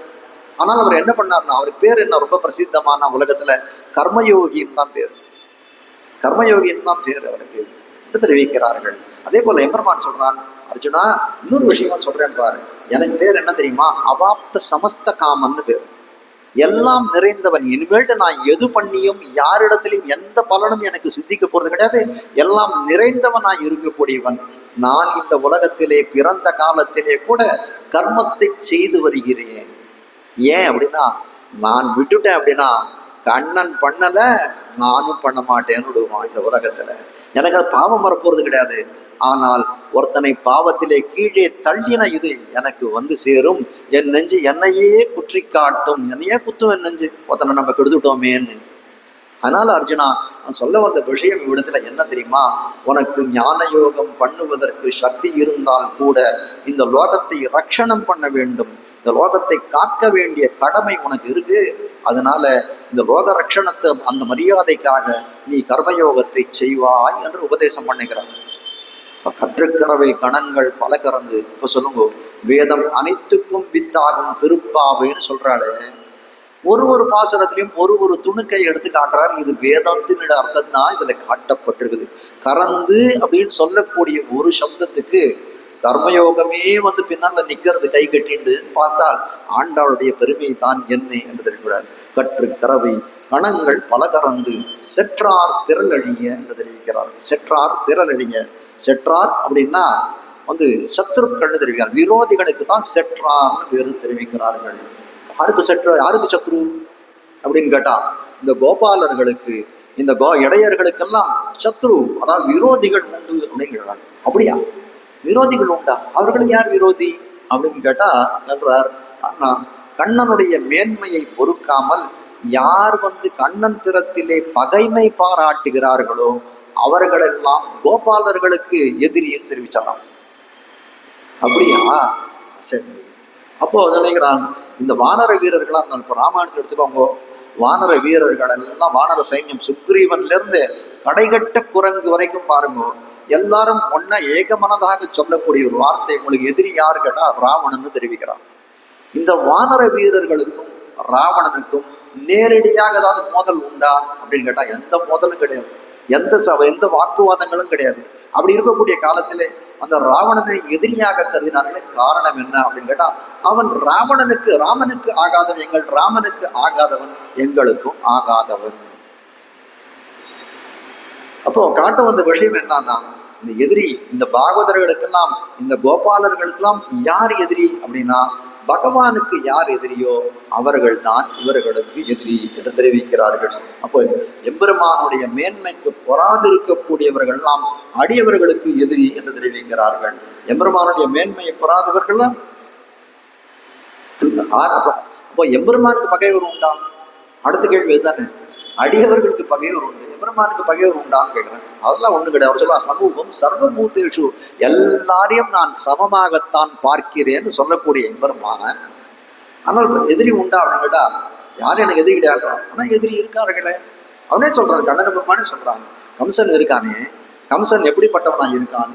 பெரியாழ்வார் பாடுகிறார், தீய புந்தி கஞ்சன் உன்மேல் சினமுடையன் சொரு பார்த்து மாயன் தன்னால் வலைப்பழிக்கில் வாழகில்லேன் வாசுதேவா. தீய புந்தி கஞ்சன் உன்மேல் சினமுடையன் சொரு பார்த்து, தீய புத்தியை உடையக்கூடிய கஞ்சன் எப்படி இருக்கான்னா, கண்ணன் எம்பெருமான் திறத்திலே சினத்தோட கோபத்தோட அவனை எப்படி முடிக்கலாம் அப்படின்னு இதே சதா சர்வ காலமும் நினைத்து கொண்டிருக்கிறான்.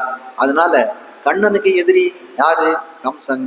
அப்ப கண்ணனுக்கு கம்சன் எதிரி அப்படின்னா இந்த கோபாலர்களுக்கும் கம்சன் தான் எதிரி. அது மட்டும் இல்ல, கம்சனை பத்தி இன்னொரு பாசுரம் பாடுகிறார் நம்மாழ்வார். சாது சனத்தை நலியும் கஞ்சனை சாதிப்பதற்கு ஆதி அஞ்சோதி உருவை அங்கு வைத்து இங்கு பிறந்த வேத முதல்வன். கம்சன் என்ன பண்ணான்? சாது சனத்தை நலியும், இந்த உலகத்திலே இருக்கக்கூடிய அந்த மதுரா பட்டணத்திலையும் அவனுடைய பிரஜைகளாய் இருக்கக்கூடியவர்களும் அவ்விடத்திலே இருக்கக்கூடிய சாது ஜனங்களை எல்லாம் நலியக்கூடியவனாயிருக்கிறான் கம்சன். அப்படிப்பட்ட கஞ்சனை சாதிப்பதற்காக எம்பெருமானுடைய திருவவதாரம். அப்படி இருக்கக்கூடிய காலத்திலே அடியவர்களுக்கெல்லாம் எதிரியா இருக்கக்கூடியவன் இப்ப கம்சன்னு சொல்லக்கூடியவன் பகவானுக்கும் எதிரியா இருக்கிறான், பாகவதர்களுக்கும் எதிரியா இருக்கிறான் அப்படின்னு இதை காட்ட வந்த விஷயமா இருக்கிறது. சொல்றான், பகவானுக்கு எதிரியா, பாகவதர்களுக்கு எதிரி பார்த்தோம். வானரர்கள் எல்லாம் ராவணனை எதிரின்னு சொல்றார்கள், கோபாலர்களும் கம்சன் எதிரின்னு சொல்றார்கள். பகவானுக்கு யாரு எதிரி அப்படின்னு கேட்கிறாங்க. பகவானுக்கு எதிரின்னு அவனே சொல்றானா? ஆழ்வார் சொல்லிட்டா போதுமான, பகவானே சொல்றானே எனக்கு யார் எதிரின்னு தெரிவிக்கிறான். கண்ணன் தூதுக்காக போனான், பாண்டவர்களுக்காக தூது சென்றான், கழுத்திலே ஓலை கட்டி சென்றான். முன்னோர் தூது வானரத்தின் வாயில் முழிந்து அரக்கன் மன்னூர் தன்னை வாடியினால் மாள முழிந்து அவனே பின்னோர் தூது ஆதிமன்னர்க்காகி பிறநிலத்தார் இன்னார் தூதன் என நின்னான் எவ்வுள் கிடந்தான் என்று பாடுகிறார். முன்னோர் தூது, முன்னாடி ராமாவதாரத்தில் ஒரு தூது முழிந்தார்கள், வானரத்தின் வாயில் முழிந்து, ஒரு வானரமாக இருக்கக்கூடிய அனுமான் வாயிலே முழிந்து தூதனுப்பினான் ராமன். அவனே பின்னோர் தூது ஆதிமன்னர்க்காகி பிறநிலத்தார். அந்த ராமனே கண்ணனாக பிறந்த காலத்திலே என்ன பண்றான்? வீர ராகவனாய் பிறந்தவன் என்ன பண்றான்னா, ஆதிமன்னர்க்காகி பிறநிலத்தார் இன்னார் தூதன் என நின்றான். இந்த பாண்டவர்களுக்காக தான் தூது சென்றான் என்று காட்டுகிறார்கள் இல்லையா? அப்படி தூது செல்லக்கூடிய காலத்திலே எல்லாருக்கும் இது, கண்ணன் இங்க தூது வரானே, யார் இல்லத்திலே அமுது செய்வான், யார் வீட்டுல சாப்பிடுவா எங்க கண்ணன் அப்படின்னு எல்லாரும் நினைச்சுட்டு இருக்கா. எல்லாருக்கும் இவர் நினைக்கிறார், பீஷ்மர் நினைக்கிறார் நம்ம வீட்டுல சாப்பிடணும்னு நினைக்கிறார், துரோணர் நினைக்கிறார் நம்ம வீட்டுல சாப்பிடணும்னு நினைக்கிறார், கிருபாச்சாரியர் நினைக்கிறார் நம்ம வீட்டுல சாப்பிடணும்னு, துரியோதனன் கூட நினைக்கிறான் நம்ம வீட்டுலதான் இவர் சாப்பிடணும்னு. என்ன அநியாயம் ஐயா! ஆனால் கண்ணன் எங்க சாப்பிட்டான்னு பாருங்க, அவங்க போய் விதுரன் வீட்டுல போய் சாப்பிட்டான். இவர்கள் எல்லாரையும் விட்டான், இவர்களாலே பழிச்சொல்லுக்கு ஆளாகக்கூடியவன் சத்தகான்னு தெரிவிக்கிறார். விதுர நீதியிலேயே அவர் தெரிவிக்கிறார், க்ஷத்தகா, தன்னை குழிக்கூடக்கூடிய க்ஷத்தகா. க்ஷத்தகனா ஒரு வேலைக்காரிக்கு பிறந்தவள்னு அர்த்தம். அப்படி ஒரு தாழ்குலத்திலே பிறந்தவனாய் இருக்கக்கூடியவன் ஆழ்வாருக்கு பாசுரங்களும் தெரிவிக்கிறார். ஆச்சாரியர்கள் திருமால் விதுரஸ்ய மகாமதிஹின்னு தெரிவிக்கிறார். விதுரனை போல மதி உடையவர்கள் யாராவது உண்டா அப்படின்னு கேட்கிறார்கள். கண்ணனை பெருமான் என்ன பண்ணான்? விதுரனுடைய இல்லத்துக்கு எழுந்துருடினான். நேர போனான். விதுரா, சாப்பிட்றதுக்கு என்ன வச்சிருக்கேன்னு கேட்டானா. எம்பெருமானே, உனக்கு உட்கார வைக்கிறது கூட எனக்கு ஒழுங்கான ஆசனம் கிடையாது இந்த வீட்டுல, நீ நேரம் இப்படி வந்துட்டு சொல்லிக்காம பிடிக்காம நான் என்ன பண்ண பதறி போனான் விதுரன். அப்படியே மனசுதான் அப்படியே வந்து ரொம்ப சந்தோஷம் ஒரு பக்கத்துல. எம்பெருமான் ஆனா எப்படி விசாரிக்கிறது, அதாவது அபச்சாரப்பட்டு போறான்னு அப்படின்னு சொல்லிட்டு என்ன பண்றான்னா வந்து அந்த இடத்த இதெல்லாம் தடவி பார்க்கறான். அவனை எம்பெருமானை உட்கார வைக்கிறதுக்கு ஒரு பனை ஓலையை போடுறான்னா, போட்டு தடவி பார்க்கறான் விதுரன். விதுரா, என்ன பண்றீன்னு கேட்டான கண்ணன் பெருமான். இல்ல, இந்த துரியோதனுடைய சோத்தை உண்டு நான் வந்து அந்த உப்பை உண்டு வாழ்ந்திருக்கிறேனே, அதுல ஏதாவது பேர்ல புத்தறதுக்கு ஏதாவது என்னையும் மீறி வச்சிருந்தேன்னா என்ன பண்றது? உண்மையான விஷயம். அவன் அந்த விதுரஸ்ய மகாமதின்னு சொன்னார்களே, அவன் கலங்கி போய் செய்தான், அது இருக்கட்டும். ஆனால் ஒரு நமக்கு வேண்டாதவர்கள் வீட்டிலே நாம் சாப்பிடக்கூடிய ஒரு சின்ன உப்பு கூட நம்முடைய குணத்தை மாற்றும் சாஸ்திரங்கள் எல்லாம் தெரிவிக்கிறது. அது பல இடத்துல உண்மை என்று காட்ட நிரூபணம் செய்யப்பட்டிருக்கிறது. விதுரன் சொல்றான் அந்த இடத்துல, துரியோதனுடைய உப்பை உண்டு வளர்ந்தவனாய் இருக்கக்கூடியவன், நான் இதுல எதையாவது ஊசியோ எதையாவது வச்சு உன்னை உட்கார வச்சு உன்னை இது படிச்சுட்டேன்னா என்ன பண்றது அப்படின்னு கேட்டான். ஆனால் அப்படிலாம் இல்லை, அதெல்லாம் ஒண்ணு இருக்காதுன்னு கண்ணனை பெருமான் உட்கார்றான். அவனுடைய பரிவோடு வந்து வாழைப்பழம் இருக்கு கொடுக்குறான் அப்படின்னு சொல்றேன், கொடுக்குறேன்னு சொல்றான். பரிவோட கொடுக்குறான். என்ன கொடுக்குறான்னா, வாழைப்பழத்தை எல்லாம் தூக்கி போட்டு இருக்கிற தோலெல்லாம் கொடுக்குறான். கண்ணனை பெருமான் பேசிட்டே இருக்கான். ரொம்ப சுவையா பேசிட்டு இருக்கான். அந்த பேச்சு சுவையில என்னதுன்னா, சாப்பிடுறது தோலா பழமான அந்த தெரியல, தோலை நிறைய சாப்பிட்டுட்டான். அதுக்கப்புறம் திடீர்னு வந்து விதுரன் தன்னோட சுயநினைவுக்கு வருகிறான். ஐயோ கண்ணா, நான் எல்லாம் தோலாவே உன்னை கொடுத்துருக்கேன்னு அதை போய் நீ சாப்பிட்டு வச்சிருக்கே கண்ணா, நீ சொல்லக்கூடாத ஒரு வார்த்தை அப்படின்னா.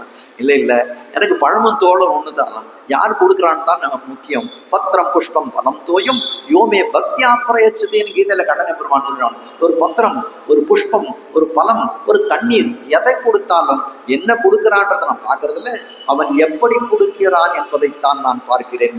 பக்தியோடு நீ கொடுத்தா இல்லையா, நீ பழத்தை கொடுத்தா என்ன, தோலை கொடுத்தா என்ன, எனக்கு எல்லாமே ஜீரணமாகும்னு சொன்னாங்க. அப்படி விதுரன் திருமாடிகளிலே அமுது செய்து விட்டு நேர போறான். போனா பகவான் கேட்கிறான், துரியோதனன் கேட்கிறான், எங்க நீங்க சாப்பிட்டு இருக்க கண்ணா, சாப்பிடலாமா, நம்ம வீட்டுல தலைகெல்லாம் ரொம்ப ஜோரா பண்ணிருக்க அப்படின்னு அது மெனுவெல்லாம் கொடுக்குறான்.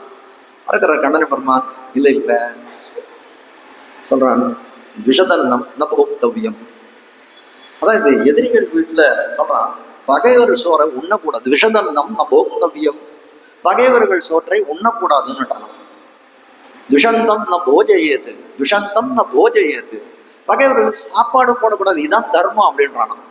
கண்ணா, நான் என்ன கேட்கிறேன், நீ என்ன பதில் சொல்ற, சாப்பிட வரியான்னு நான் கேட்கிறேன், நீ என்ன சொல்ற, ஏதோ தர்மசாஸ்திரங்கள்லாம் சொல்றியே அப்படின்னா. சொன்னா நான் உடனே, பாண்டவா திருஷசே சாஜன் நம்ம பிராணாகி பாண்டவா, உனக்கு தெரிஞ்சுக்கோ அர்ஜுனா, துரியோதனனே நீ தெரிஞ்சுக்கோ, பாண்டவர்கள் என்னுடைய உயிர்நிலையை போன்றவர்கள், அவர்களுக்கு எதிரியாய் இருக்கக்கூடிய உன் வீட்டிலே நான் கையை கூட நினைப்பேன், சுண்டு வரல கூட நான் நினைக்க மாட்டேன் என்று சொன்னானாம். துஷதன்னம் ந போக்தவ்யம் துஷந்தம் ந போஜயேது பாண்டவா துஷசே ராஜன் மம பிராணாகி பாண்டவா. காட்ட வந்த விஷயம் இந்த இடத்துல என்ன அப்படின்னா, எம்பெருமான் தன் அடியார்களுக்கு யார் வந்து எதிரிகளாக இருக்கிறார்களோ அவர்கள் செய்யக்கூடிய அபச்சாரத்தை எந்த காலத்திலையும் அவன் மன்னிப்பதில்லை என்று காட்டுகிறார்கள். பிரகலாதன் விஷயத்துல இதே தான் நடந்தது என்று காட்டுகிறார்கள். கற்று கறவை கணங்கள் பல கறந்து செற்றார் திரளடிய சின்ன சிறு செய்யும். செற்றார் அப்படின்னா சத்துருக்கள் என்று பார்த்தோம். அப்படிப்பட்டவர்களுடைய திரள் அழிய, அவர்களுடைய வன்மை அழியும்படியாக போர் புரியக்கூடியவர்கள். கம்சன் ஒரு காலத்தில் நினைச்சானாம், எனக்கு நிகர் யாரு, சிவனும் கிடையாது, பிரம்மனும் கிடையாது, இந்திரனும் கிடையாது, ஈஸ்வரனும் கிடையாது, இவர்கள்லாம் நமக்கு எதிரான வஸ்துவே கிடையாது, எனக்கு நிகரே கிடையாது என்று நினைத்திருந்தான். இப்படிப்பட்ட கம்சனையும் முடிப்பதற்கு யார் என்ன, செற்றார் திரளழி, அவன் தான் சத்ருவாய் இருக்கக்கூடியவன். அப்படிப்பட்டவனுடைய மிடுக்கு அழியும்படி இருந்த இடத்திலே சென்று போர் புரிய வல்லவர்கள் யார் அப்படின்னா கோபாலர்கள் என்று தெரிவிக்கிறார்கள். எதிரிகள் அப்படி அவர்களுடைய குணம் எப்படின்னா, எதிரிகள் வந்தால் நம்ம போர் புரிவோம் இல்லை, வரப்போறான்னு தெரிஞ்சா அவன் இடத்துக்கே சென்று போர் புரியக்கூடிய வல்லமை பொருந்தியவர்களாய் இருக்கிறவர்கள் தெரிவிக்கிறார்கள். அபியாதா பிரகர்த்தாச்ச சேனானய விஷாரதா என்று எதிரிகள் இருக்கும் இடம் சென்று போர் புரிபவர்கள் எப்படிப்பட்டவனா ராமன் தெரிவிக்கிறான். ராமனை போல யுத்த நீதி தெரிஞ்சவன் ஒருவர் கிடையாது இந்த உலகத்திலே காட்டுகிறார்கள். எப்படிப்பட்டவன்னா யுத்த நீதிகளை எல்லாம் அறிந்தவனாய் இருக்கிறான். அதே போல இந்த கோவலர்கள்னு சொல்லக்கூடியவர்கள் யுத்த நீதியில கொஞ்சமும் குறைந்தவர்கள் இல்லை என்று தெரிவிக்கிறார்கள். செற்றார் திரளழிய என்று தெரிவிக்கிறார்கள். எப்பேற்பட்டவனாய் இருக்கிறான்? வீரியம் சௌரியம் பராக்கிரமம்லாம் பொருந்தியவனாய் இருக்கிறான் ராமன் என்று தெரிவிக்கிறார்.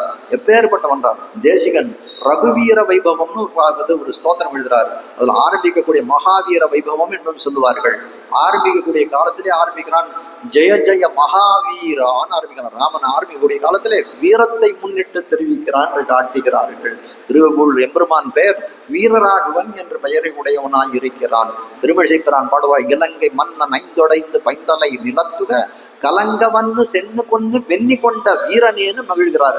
அப்படிப்பட்ட வீரனாய் இருக்கக்கூடிய எப்படிப்பட்ட வீரன்னா எதிரிகளே மதிக்கக்கூடிய வீரனாய் இருந்தவன். ராவணன் சொல்லுகிறான், சத்ரோகோ பிரக்யாத வீரியஸ்ய ரஞ்சனீயஸ்ய விக்ரமைன்னு தெரிவிக்கிறான். சத்ரோகோ சத்ருக்களிலே பிரக்யாத வீரன் புகழ் படைத்த வீரனாய் இருக்கக்கூடியவன் எங்கள் ராமன். ரஞ்சனீயஸ்ய விக்ரமைகி அப்படிப்பட்டவன் திறத்திலே ஆழங்கால் பட்டான். ராவணனே அவனுடைய வீரியத்திலே ஆழங்கால் பட்டான் என்று தெரிவிக்கிறார்கள். பெரிய மூல பலவதம் எல்லாம் பண்ணான் என்றெல்லாம் காட்டுகிறார்கள். அப்போல செற்றார் திரளடிய சென்று சென்று செய்யும் குற்றமொன்னில்லாத கோவலர். சத்துருக்களை எல்லாம் அழித்தனால குற்றம் வருமனா அப்படிப்பட்ட குற்றங்கள் எல்லாம் இருக்காது இவர்களிடத்துல. ஏன் அப்படின்னா யுத்த தர்மங்களை நெறிகளை முறையோடு கடைபிடிக்கக்கூடியவர்களாய் இருக்கிறார்கள். படைகள் இருக்க இடத்துல கொண்டு வந்து சண்டை போடுவார்கள். ஆனால் நிராயுதபாணியை அடிக்க மாட்டார்கள். அப்படிப்பட்ட யுத்தத்தை தர்மத்தை கடைபிடிக்கக்கூடியவர்களாக இருக்கக்கூடியவர்கள் யாதவர்கள். ஆனால் குற்றம் ஒன்றில்லாத கோவலர்கள். அப்படிப்பட்ட கோவலர்களுடைய குடியிலே பிறந்தவள் இந்த பெண்ணினுக்கு எழுப்பப்படக்கூடியவள் கோவலர்த்தம் பொற்கொடியே என்று தெரிவிக்கிறார். குற்றமொன்றில்லாத கோவலர் அந்த குலத்திலே அந்த ஆயர் குலத்திலே பிறந்த பொற்கொடி போன்றவள் இந்த பிள்ளை. எப்படிப்பட்டவளாய் இருக்கிறான்னா ஒரு குலவிளக்கு இந்த ஆயர் குலத்துக்கே வந்த உய்ய ஒரு குலவிளக்காய் இருக்கக்கூடியவர். ஜனகானாம் குலே கீர்த்தின் ஆசரிஷ்யதி மே சுதா சீதா பக்தா ரமா சாத்திய ராமம் தசரதாத்மஜம். ஜனகானாம் குலே கீர்த்திம் என்று பாடுகிறார் ராமன். ஜனகர் தன்னுடைய சீத்தையை பார்த்து, என் பெண்ணான சீத்தை இருக்காளே இவள் எப்படி தெரியுமா, தசரதன் மைந்தனான ராமனை கைப்பிடித்து அந்த ஒரு பக்கத்துல அந்த கோசலது அந்த இருந்து இக்ஷ்வாகு குலத்தினுடைய பெருமையை உயர்த்த போகிறார். அதே சமயத்துல ஜனகனுடைய சுதா அவனுடைய பெண் என்பதனால என்னுடைய ஜனக குலத்தின் பெருமையும் மேலே கொண்டு போகக்கூடவா இருக்கிறான். அப்படிப்பட்ட இந்த குலத்துக்கே ஒரு அணிவிளக்காய் தோன்றியவள் இருந்திருக்கிறான். அதே போலதான் இப்போது எழுப்பப்படக்கூடிய பொற்கொடி என்று சொல்லக்கூடியவன் கோவலர் குடியை விளங்கச் செய்பவளாய் இருக்கக்கூடியவள். அப்படிப்பட்ட கொள்கொடி கோவலர்தம் பொற்கொடின்னு சொன்னா அதை ஒரு கொள்கொம்போடே சேர்த்து விட வேண்டும் இல்லையா? அதனால இவள் கணவனோடு கலந்ததால் அது மணக்கும் என்று தெரிவிக்கிறார்கள். எனவே எப்படி ஒரு கொள்கொடி அந்த கொம்போடு சேர்ந்தால் எதுவாகுமோ அது போல நீ உறங்கி கொண்டிருப்பது எந்த விதத்திலும் தகாது, எங்களோடு சேர வேண்டும். கொள்கொம்பாக இருக்கக்கூடிய கிருஷ்ணனோடு சேர்வதற்கு இதுவே தக்க உபாயம். அதனால் நீ எழுந்து உணர வேண்டும் தெரிவிக்கிறார். கோவலர்தம் பொற்கொடியே புத்தரவல்குள் புனமையிலே. அதுக்கு மேல சொல்ற அப்படியும் எழுந்து வரல. ஆனால் சொல்றார், நீ எப்படிப்பட்ட புத்தரவல்குள் தெரிவிக்கிறார். புத்தரவல்குன்னா அரவுன்னா பாம்பு, அல்குன்னா இடை, பூத்துன்னா அந்த பாம்பு இருக்கக்கூடிய பூத்து. இப்போ அவளுடைய இடைப்பிரதேசம் எப்படி இருக்கு அப்படின்னா ரொம்ப அழகா இருக்கான். அவளுடைய அழகை பாராட்டுவதை போல மேல ஒரு காரியம் நடக்குது என்ன பண்றோம், மொத்த பத்தி கொஞ்சம் பெருமையா பேசணும் இல்லையா? அதே போல இவர்களிடம் பேசுகிறார். புத்து அரபு அல்குல் பொற்கொடியும் தெரிவிக்கிறார்கள். புத்தில இருக்கக்கூடிய பாம்பு வெளியில வரக்கூடிய சமயத்துல எப்படி இருக்கும், ரொம்ப பெருசா இருக்கும். ஆனால் எவ்வளவு பெரிய பாம்பா இருந்தாலும் அந்த புத்தை பாருங்க, சாதாரண குட்டி பாம்பு எதுல வசிக்கிறதோ அதே புத்துல அந்த பாம்பு பெரிய பாம்பும் வசிக்கும். அப்போ அந்த புத்துக்குள்ள போகக்கூடிய சமயத்தில் போறதுக்கே இடம் இருக்கான்னா அது எப்படி தன்னுடைய உடம்பை சுருக்கி கொண்டு உள்ளே போகும். அதாவது ஸ்ரீரங்கத்துல நம்பெருமாள் அவருக்கு கொடை நடைமுடி என்பார்கள். நடை அழகன் ரங்கன். அவனுக்கு ஒரு கதியில நடப்பான். சிம்மகதி ரிஷபகதி என்று சொல்ல முடியாது. சிம்மத்தை போல நடப்பான், காளை மாட்டை போல நடப்பான். கடைசியில தன் ஆஸ்தானத்துக்கு போகக்கூடிய காலத்திலே சர்ப்பகதி என்று சொல்வார்கள். எப்படி ஒரு பாம்பு தன்னுடைய புத்துக்குள்ள போகுமோ அதை போல போவான் என்பார்கள். அப்படியே தன் உடலை சுருக்கி கொண்டு போகும். அது போல என்ன புத்திரவல்குள் பொற்கடின்னு சொன்னா என்ன பண்ணானோ அந்த புத்திலே தன் உடம்பை சுருக்கி கொண்டு போகும் என்று தெரிவிக்கிறார்கள். ஆனா அது இதுல முக்கியமான கருத்து இல்லை. இவர்கள் என்ன சொல்ல வந்தார், இவர்களுடைய சௌந்தரியத்தை இடைன்னு சொன்னா எப்படி இருக்குன்னா, உத்தரவல்குள் அல்குல்னு சொல்லக்கூடியது இடுப்பை சொல்ல, இடுப்பு பிரதேசத்தை சொல்லக்கூடியா இருக்குது. அதனால என்ன பண்றார், ரொம்ப அழகு படைத்தவளாக இருக்கிறாள். அதனால் அதுதான் இது சொல்ல வந்தார். இவர்கள்லாம் என்ன, இவர்கள் எழுப்ப வந்தவர்கள் மொத்த பேரும் ஸ்திரீகள், பெண்களாக இருக்கக்கூடியவர்கள். பெண்களே பெண்களை பார்த்து என்ன பண்றார்கள், ஒரு இச்சைப்படும் அளவுக்கு அவளுடைய அழகு வாய்ந்தவளாய் இருக்கிறாய் என்று தெரிகிறார்கள். திரௌபதி பாண்டவர்களுடைய மனைவியாக இருக்கக்கூடியவள் திரௌபதி ஒரு காலத்துல என்ன பண்றாள், பாஞ்சாலியாக பத்மபத்ராட்சியாக ஸ்நாயன்யாக ஜெகனம் கனம் யாஸ்திரியோ திருஷ்டவத்தியாஸ்தா கும்பாவம் மனசாயுஹு என்று தெரிவிக்கிறார்கள். பாஞ்சாலி எப்படிப்பட்டவர்கள், பாஞ்சாலியா பத்மபத்ராட்சையா, அப்படியே தாமரை போன்ற கண்களை உடையவளாய் இருக்கக்கூடியவள் இந்த பாஞ்சாலி. அப்ப என்ன பண்றாள், ஸ்நானயந்தியா ஜெகனம் கனம், ஒரு தடவை ஸ்நானம் பண்ண குளிக்கிறதுக்காக போறாரு. அப்படி குளிக்க போகக்கூடிய காலத்துல அவர்கள் தோழிகள்லாம் யாஸ்திரியோ திருஷ்டவத்தியாஸ்தா, அவள் குளிக்கிறதுக்கு செல்லக்கூடிய காலத்துல அவள் அழகை பார்க்கிறார்கள். யாரு, கூட இருக்கக்கூடிய தோழிகள் எல்லாம் பார்க்கிறார்கள். அவள் என்ன சொல்றாள், கும்பாவம் மனசாயுஹு, ஐயோ நம்மளாம் ஆண் பிள்ளையா பிறக்கலையே, ஐயோ திரௌபதி இவ்வளவு அழகா இருக்காளே அப்படின்னு பெண்களே பார்த்து அவர்களை பார்த்து ஆசைப்படும் வண்ணம் அவர்களுடைய அழகு இருந்தது என்று காட்டுகிறார்கள்.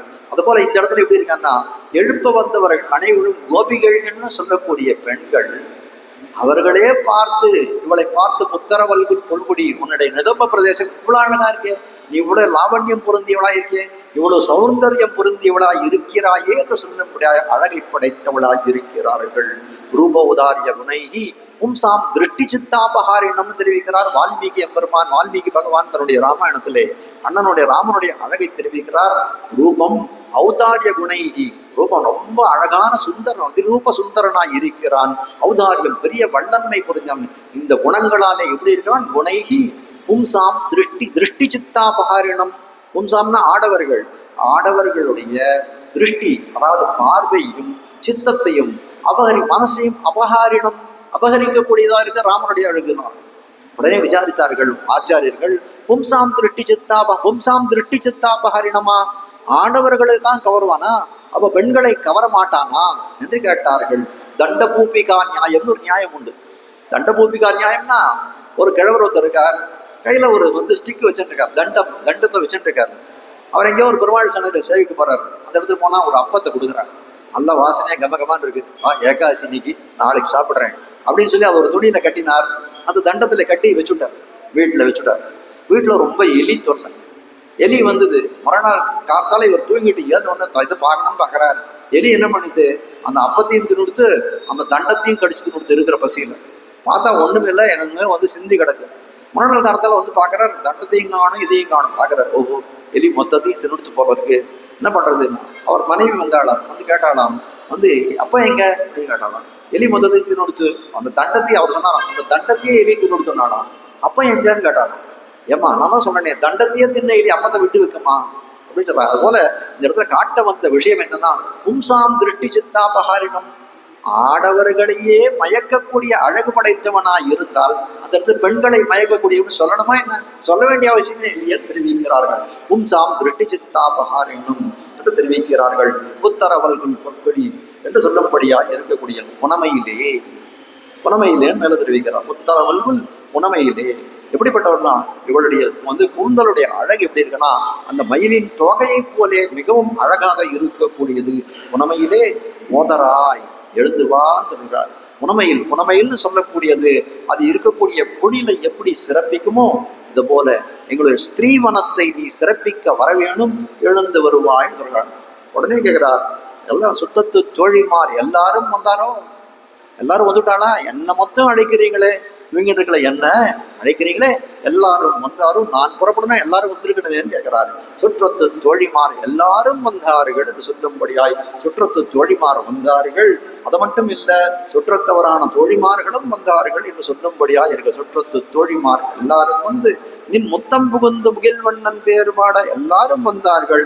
உன் முற்றத்திலே வந்து முகில்வண்ணன் பேரை பாடிக்கொண்டிருக்கிறார்கள் என்று தெரிவிக்கிறார். முகில்வண்ணன் அப்படின்னு சொல்லா காளமேக திருவருவன், மேகத்தை போல இருக்கக்கூடியவன் தெரிவிக்கிறார்கள். முகில்வண்ணன் பல குணம், மேகத்தினுடைய குணத்தை எப்படி சொல்றதுன்னா பல குணங்கள் காட்டுகிறார்கள். இன்னைக்கு ஒரே ஒரு நமக்கு அனுபவத்துக்காக ஒரே ஒரு குணத்தை, எம்பெருமான் எப்படி வந்து காளமேகத்தை போல இருக்கிறான் என்பதை மட்டும் காட்டுகிறேன். மேகம் எப்படி இருக்கும் அப்படின்னா மழைக்காலத்திலே மின்னல் உள்ள அளவுக்கும் அது என்னன்னா அப்படியே நீர் நிரம்ப பெற்றிருக்கும் காட்டுகிறார்கள். எம்பெருமான் எப்படி இருக்கான்? மின்னல் போல இருக்கக்கூடிய பிராட்டி. மின்னல் போலன்னா மின்னல் எப்படி இருக்கும்? ஒரு க்ஷணம் தான் இருக்கும். அதை எதுக்கு உதாரணம் சொல்லணும்னா இந்த இடுப்பு எப்படி இருக்குமோ அது போல இருக்குதோ இல்லையோன்னு போல இருக்கும் பெண்களுடைய இடுப்பு. அது போல இருக்கும் மின்னல் எப்படி இருக்கும், அது போல எம்பெருமானும் மின்னல் போன்ற இருக்கக்கூடிய பிராட்டியோட சேடி இருக்கக்கூடிய காலத்துல என்ன இருக்கும்? அவங்ககிட்ட கிருபாரசம் இருக்கும்.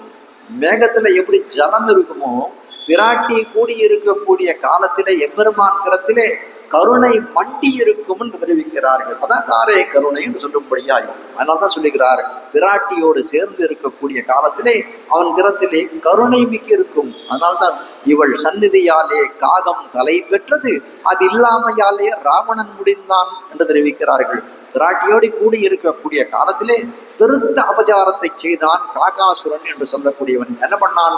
பிராட்டியோட திருமுலை தடங்களிலே தன்னுடைய கூரான இதை வந்து அலகுகளாலே குத்தினான். ரத்தம் பெருகிறது. ஆனால் ராவணன் என்ன பண்ணான்? அந்த மாதிரியான எல்லாம் பண்ணல. பிராட்டி அபகரித்து கொண்டு போய் அசோகவனத்துல வைத்தான். அப்ப பார்க்கக்கூடிய காலத்திலே ராவணன் பண்ண பாபத்தை விட காகாசுரன் பண்ண பாபம் அதிகம்னு தான் சொல்லணும். ஆனால் என்ன பண்ணான்? ராவணன் மாண்டு போனான், காகாசுரன் பிழைத்து போனான். எதனால அப்படின்னு கேட்கிறார்கள். கேட்ட காலத்திலே காகாசுரன் வந்து போகக்கூடிய அழிக்கக்கூடிய காலத்திலே அவன் கூட எம்பெருமான் கூட பிராட்டி இருந்தாள், அதனால பிழைத்து போனான். அது இல்லை, ராவணன் யுத்த பூமியில ராமனோட சண்டை போடக்கூடிய காலத்திலே பிராட்டி இல்லை, அதனாலே மாண்டு போனான் என்று தெரிவிக்கிறார்கள். இப்ப மேகத்துல எப்படி மழை நீர் இருக்கோ அது போல எம்பெருமான் பிராட்டியோட இருக்கக்கூடிய காலத்திலே வந்து எப்படி இருப்பான்? கருணையோடு இருப்பான் என்று தெரிவிக்கிறார். எம்பெருமான் பண்ண காரியத்திலே பல கிருத்தியங்கள் பண்ணவான். வனத்துக்கு வந்த காலத்திலே எம்பெருமானான ராமன் பல கிருத்தியங்கள் பல காரியங்கள் செஞ்சிருக்கிறான். அதுல ஒரு பெரிய காரியம் என்ன அப்படின்னா வாலியை வதம் செய்தது என்று காட்டுகிறார்கள். சுக்ரீவனுடைய அண்ணனாக இருக்கக்கூடிய வாலி அதை என்ன பண்ணான்? வந்து ஒன்றும் கதியில்லாத இருக்கக்கூடிய சுக்ரீவனை பலவாறு நலிந்தான், ஓட விரட்டினான். சுக்ரீவன் ஓடாத ஊரே கிடையாது, அப்படி ஓட விரட்டினான். கடைசியில என்ன பண்ணான்? ருஷ்யமுக பர்வதம் அப்படின்னு சொல்லக்கூடிய ஒரு இடத்துல வந்து தங்கினான். ஏன் அந்த இடத்துல சுக்ரீவன் வந்து தங்கினான்னா அந்த இடத்துல வாலிக்கு ஒரு சாபம் இருந்தது. இந்த ருஷ்யமுக பர்வதத்தினுடைய எல்லைக்குள்ள அவன் வந்தான், அவன் தலை வெடித்து போகும் அப்படின்னு ஒரு சாபம் இருந்தது. அதனால அந்த இடத்துல தங்கி கொண்டிருக்கிறான். ஒரு நல்ல வாய்ப்புக்காக பார்த்திருக்கான். என்ன பண்றது, எப்படி நம்ம வந்து இந்த இதுல இருந்து தப்பிக்கிறதுன்னு பார்க்கக்கூடிய காலத்திலே ராமனும் லக்ஷ்மணனும் வந்தார்கள். அவர்களுடைய துணை கொண்டு என்ன பண்றான்? வாலியை எதிர்த்து போர் புரிகிறான். ஒரே பானத்தாலே ராமனானவன் வாலியை கொன்று முடிக்கிறான். எப்படின்னா அவன் குரங்கு தானே, ராமன் ஒரு இடத்துல விழிஞ்சுட்டு அடிச்சுட்டான். பானத்தை அடிச்ச உடனே அந்த வாலி என்று சொல்லக்கூடிய சுக்ரீவனுடைய தமையனான அந்த வாலின்னு சொல்லக்கூடிய குரக்கரசன் அப்படியே குத்துயிரும் குலையுருமாய் கீழே விழுந்தான். சொல்றான், ராமா நீ இப்படி ஒரு காரியத்தை பண்ணுவேன்னு நான் எதிர்பார்க்கல. ராமா நீ இப்படி ஒரு காரியத்தை பண்ணுவேன்னு நான் எதிர்பார்க்கல. நீ எந்த பக்கத்துல நீ வந்து இக்ஷ்வாகு மனு போன்ற பெரிய அரசர்கள் வந்த வழியிலே வந்தவன், நீ ஒரு பானத்தை என்ன மறைஞ்சிருந்து என் மேல பானத்தை பிரயோகம் பண்ணிட்டியே அப்படின்னு சொல்றான். அப்போ ராமன் பலவிதமான சமாதானங்கள் அவனுக்கு தெரிவிக்கிறான். முதல் விஷயம் நீ புரிஞ்சுக்கோ வாலி, ஒருத்தன் வந்து சரணாகதனாக உன்னிடத்துல என்னை காப்பாத்து என்று வந்து விழுந்தால் அவனை நீ காப்பாற்றி இருக்க வேண்டும். சுக்ரீவன் பல முறை உன் காலிலே விழுந்து என்னை காப்பாத்துன்னு கேட்டான், நீ அதை பண்ணலையே.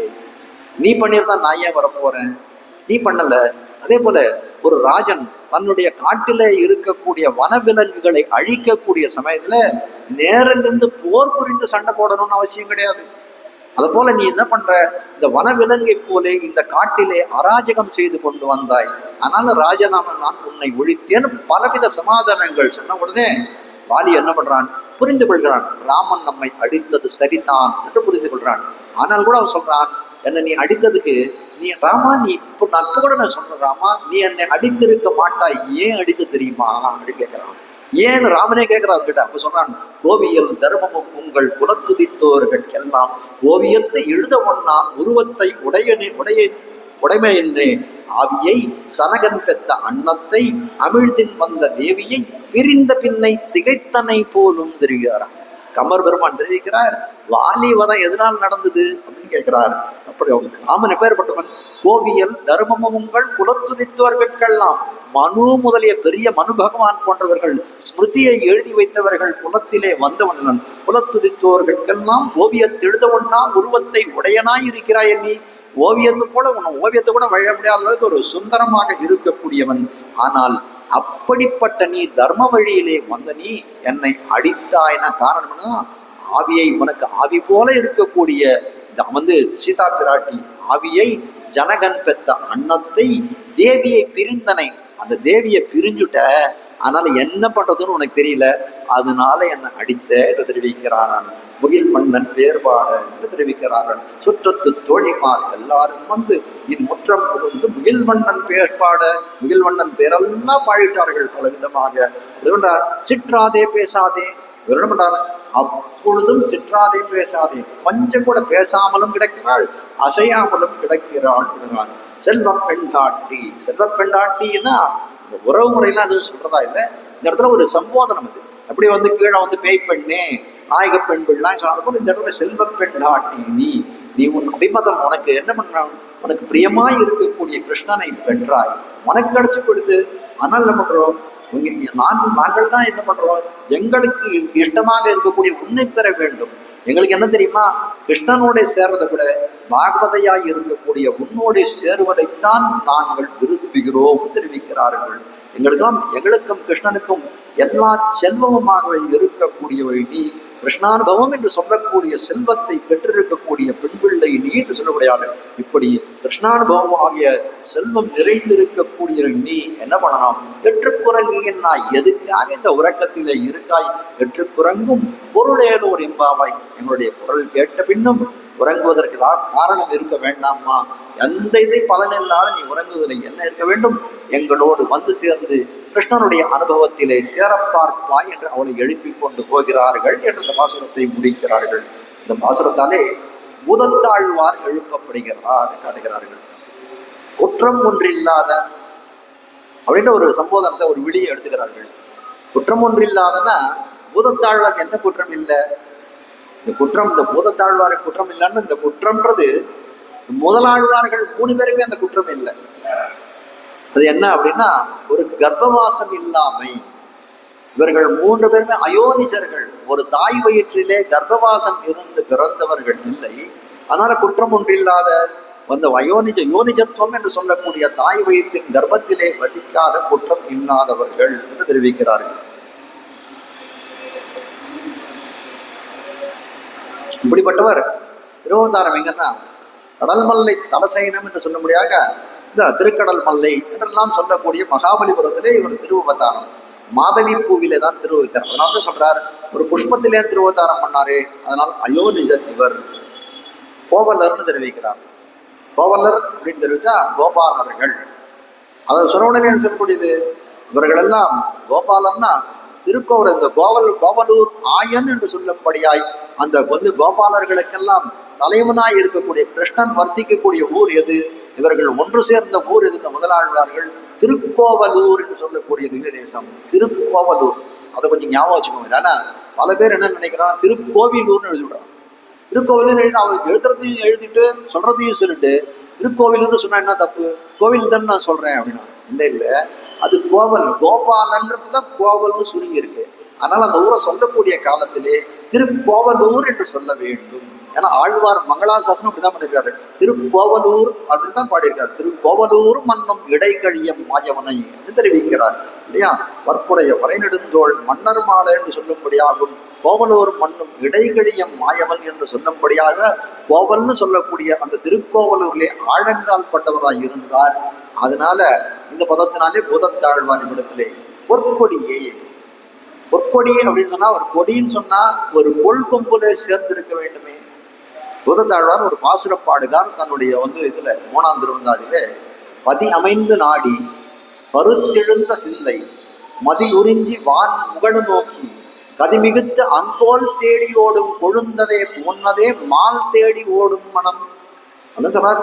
கோல் தேடி ஓடும் கொழுந்து, ஒரு கோல் தேடி ஓடக்கூடிய கொழுந்து அப்படின்னா அப்படிதான் என்னுடைய மனசு இருக்கு. என்னுடைய மனசு எப்படி இருக்குன்னா மால் தேடி ஓடும் மனம். என் மனசும் ஒரு கொடியை போல இருக்கு. அது எந்த கொடியை தேடி ஓடுகிறதா? திருமால்னு சொல்லக்கூடிய கொடியை தேடி ஓடுவதாக இருந்ததுனால பொற்கொடி. கற்று கறவை கணங்கள் பல கறந்து. இது முதலாழ்வார்கள் 3 பேருக்கும் இருக்கக்கூடிய பொதுவான வாச்சகம் இது. கற்றுக்கறவை அப்படின்னு சொல்லக்கூடிய காலத்துல என்ன அர்த்தம் சொன்னோம்? கன்றாகிய கறவை, பார்ப்பதற்கு கன்று போல இருக்கும், ஆனால் அவையெல்லாம் கறவை பசுக்கள் என்று தெரிவிக்கிறார்கள். கன்றாகிய கறவை. கறவை அப்படின்னு சொன்னா இன்னொரு விஷயம் என்னன்னா, அவர்கள் இந்த ஆழ்வார்கள் விஷயத்துல எப்படி கொள்ளணும்னா அவர்கள் அருளி செய்த திவ்ய பிரபந்தங்கள் என்று கொள்ள வேண்டும். அப்போ மற்ற ஆழ்வார்கள்லாம் என்ன பண்ணாரு? கன்றாகிய கறவைன்னா சொன்ன பார்க்கறதுக்கு கண்ணு போல இருக்கு, ஆனால் கறவைகள் அதாவது கறவைகளை போல கறவை பசுக்களை போல பால் கறக்கிறதுன்னு சொன்னோம் இல்லையா? மற்ற ஆழ்வார்களுடைய பாசனங்கள்லாம் எப்படி இருக்கு? ரொம்ப பெருசா இருக்கு. திருமங்கை ஆழ்வார்கள் தான் ஒரு குரலாய் இருநிலம் மூவடி மண் வேண்டி உலகனைத்தும் ஈரடியாளுடைக்கு ஒன்னும் தருகவனா மாவலியை சிறையில் வைத்த தாடாளன் தாளினவின் தக்க கீர்த்தி அருமறையின் திரள் 4 வேள்வியைத்தும் அங்கங்கள் அவையாறு விசைகளேழும் சிறுவில் மணிவடாவளமும் சிறக்கும் அழிச்சீராம விண்ணக. இந்த மாதிரி 8 வழி ஒரு பாதி வேங்க அதெல்லாம். அப்படி இருக்கக்கூடிய காலத்து இவர்கள்லாம் எப்படி இருக்குன்னா ரொம்ப சின்ன வெண்பாக்கள்ல சின்னது, ஆனால் சொல்லக்கூடிய அர்த்தங்கள் எப்படி இருக்கணும்? ரொம்ப பெருசு. எப்படி கன்றாகிய கறவை, பார்க்கறதுக்கு கன்று போல இருக்கும் அந்த பாசுரங்கள், அதிலே புதைந்து இருக்கக்கூடிய அர்த்தங்கள் வேதங்களும் வேதாந்தங்களின் அர்த்தங்களையும் தெரிவிக்கக்கூடியதாக இருக்கிறது என்று காட்டுகிறார்கள். அப்ப சொல்றார் பொய்கை ஆழ்வார் அவர் அருளி செய்த பிரபந்தம் என்ன? முதல் திருவந்தாதி. அது எப்படி இருக்குன்னா கறவை கணம். 2வது பூதத்தாழ்வார் அவர் அருளி செய்த திவ்ய பிரபந்தம் 2ஆம் திருவந்தாதி. அப்படின்னா கறவை கணங்கள். கறவை கணங்கள்னா 2. அதுக்கு மேல சொல்றாரு வேயாழ்வாருடைய 3ஆம் திருவந்தாதி என்ன? கறவை கணங்கள் பல. பார்த்தீங்கன்னா இது பார்த்தீங்கன்னா ஏகவச்சனம் திவச்சனம் பகுவச்சனம். சம்ஸ்கிருதத்தை சொல்வார். அங்க நம்ம தமிழ்ல ஒருமை பன்மை 2 தான் உண்டு. சம்ஸ்கிருதத்துல ஒருமை இருமை பன்மை 3 உண்டு. அது போல இந்த ஒருமை இருமை பன்மை எல்லாம் இடத்துல பார்க்கக்கூடியதா இருக்கு. கணங்கள் பல. செற்றார் திரளழிய சென்னு சிறு செய்யும். செற்றார் திரளழிய சென்னு சிறு செய்யும்னா இவர் ஒரு பாசனம் பாடுகிறார். பண்டி பெரும்பதியை ஆக்கி வழிபாகம் கொண்டு இங்கு வாழ்வாரை கூறாதே எண்டிசையும் பேர்த்தகரம் 4 பேர்த்தோதி பேரோதி பேதைகால் தீர்த்தகராமின் பிரிந்து தெரிவிக்கிறார். ஆட்ட விஷயம் என்னன்னா இந்த பாசுரத்திலே செற்றார் திரளுடைய சின்ன சிறு செய்யும்னா சத்துருக்களுடைய திரள் அடங்கும்படி சென்று போர் செய்யக்கூடியவர்கள் அர்த்தம். இதுலயும் சொல்றார் தேசம் எல்லாம் செல்ல வேண்டும். அந்தந்த இடத்திலே எம்பெருமான் பகவத் விரோதிகள் இருக்கிறார்கள், அவர்களை எல்லாம் நிரசிக்க வேணும் அப்படின்னு அர்த்தத்தை தெரிவிக்கக்கூடியது. எப்படின்னு கேட்கிறாரு. எம்பெருமான் என்ன பண்றாரு? வண்டி பெருப்பதையாக்கி எண்டிசையும் பேர்த்தகரம் 4 உலகளந்த காலத்தில் எப்படி பண்றான்? 8 திக்களையும் தேர்த்து போகும்படியாக உயர்ந்தான் தெரிவிக்கிறவனாக சொல்லி, அப்படிப்பட்டவன் எப்படி பண்ணான்? சதுர்புஜம் உடையவனான், 4 தோள்கள் உடையவனாய் இருந்தானே. அதுக்கு மேல சொல்றார் அப்படிப்பட்ட திருநாமங்கள்லாம் இடையராக செல்வது. எம்பெருமானுடைய என்னன்னா அவனுடைய உருவமானது வளர்ந்து கொண்டே இருக்கிறது. அப்படிப்பட்ட என்ன பண்றதா? திவ்ய தோஷங்கள் எல்லாம் சென்று சஞ்சரிக்கக்கூடியதா இருக்கக்கூடிய அவனுடைய இவர்கள் எல்லாம் என்ன பண்றார்? அப்படி எம்பெருமான் வளர்ந்த காலத்திலே அவனுடைய புகழ் பாடும்படியாய் திவ்ய தேசங்கள் எல்லாம் சஞ்சரிக்கிறார்கள்னா, அப்படி சஞ்சரிக்கல் உலகமெல்லாம் சஞ்சரிப்பதாலே பரிசுத்தமாகும்படி நீங்கள் செய்ய வேண்டும். வண்டி பெரும்பதியை ஆக்கி சற்றார் திரளைய சென்னு சிறு செய்யும்னு சொன்னா எம்பெருமான் எப்படி அந்த காலத்திலே ஓங்கி வளர்ந்து எல்லா இதையும் இது பண்ணானோ, அது போல அந்த எம்பெருமான் புகழ் பாடி இந்த உலகத்தை எல்லாம் நீங்கள் என்ன பண்ண வேண்டும்? பகவத் விரோதிகளை எல்லாம் நிரசனம் செய்து நாரணருக்கு ஆளாயினரே என்று சொல்லும்படியாய் ஆக்க வேண்டும் என்று காட்டுகிறார்கள். புத்தரவல்குள். புத்தரவல்குல் அப்படின்னா இடைப்பிரகதியை வர்ணிக்கக்கூடியது. அல்குல்னு சொல்லக்கூடிய இடுப்பை காட்டக்கூடியது. நிதம்ப பிரதேசம் சொல்லக்கூடியது. அப்போ உள்ளுரை பொருள் இது இருக்கக்கூடிய சுவாபதேசத்தால இடையழகுன்னு சொல்லக்கூடியது என்ன? இடைன்னு சொல்லக்கூடியது என்னன்னா பக்தின்னு காட்டுகிறார்கள். எப்படி அப்படின்னு கேட்டா சாதாரணமா நம்ம சொல்லாடல்ல இருக்கக்கூடியது என்ன? ஞானம் பக்தி விரக்தி. ஞானம் பக்தி விரக்தி 3 ஒருத்தருக்கு என்ன இருக்கு?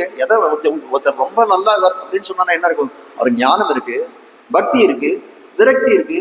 அதனால விரக்தி வைராக்கியம் ரெண்டு ஒண்ணுதான். இது மூன்றும் இருக்கு, அதனால சிறந்தவர் அப்படின்னு சொல்றோமே. அதுல இடையிலே நடுவிலே இருக்கக்கூடியது எது அப்படின்னா பக்தி தான்.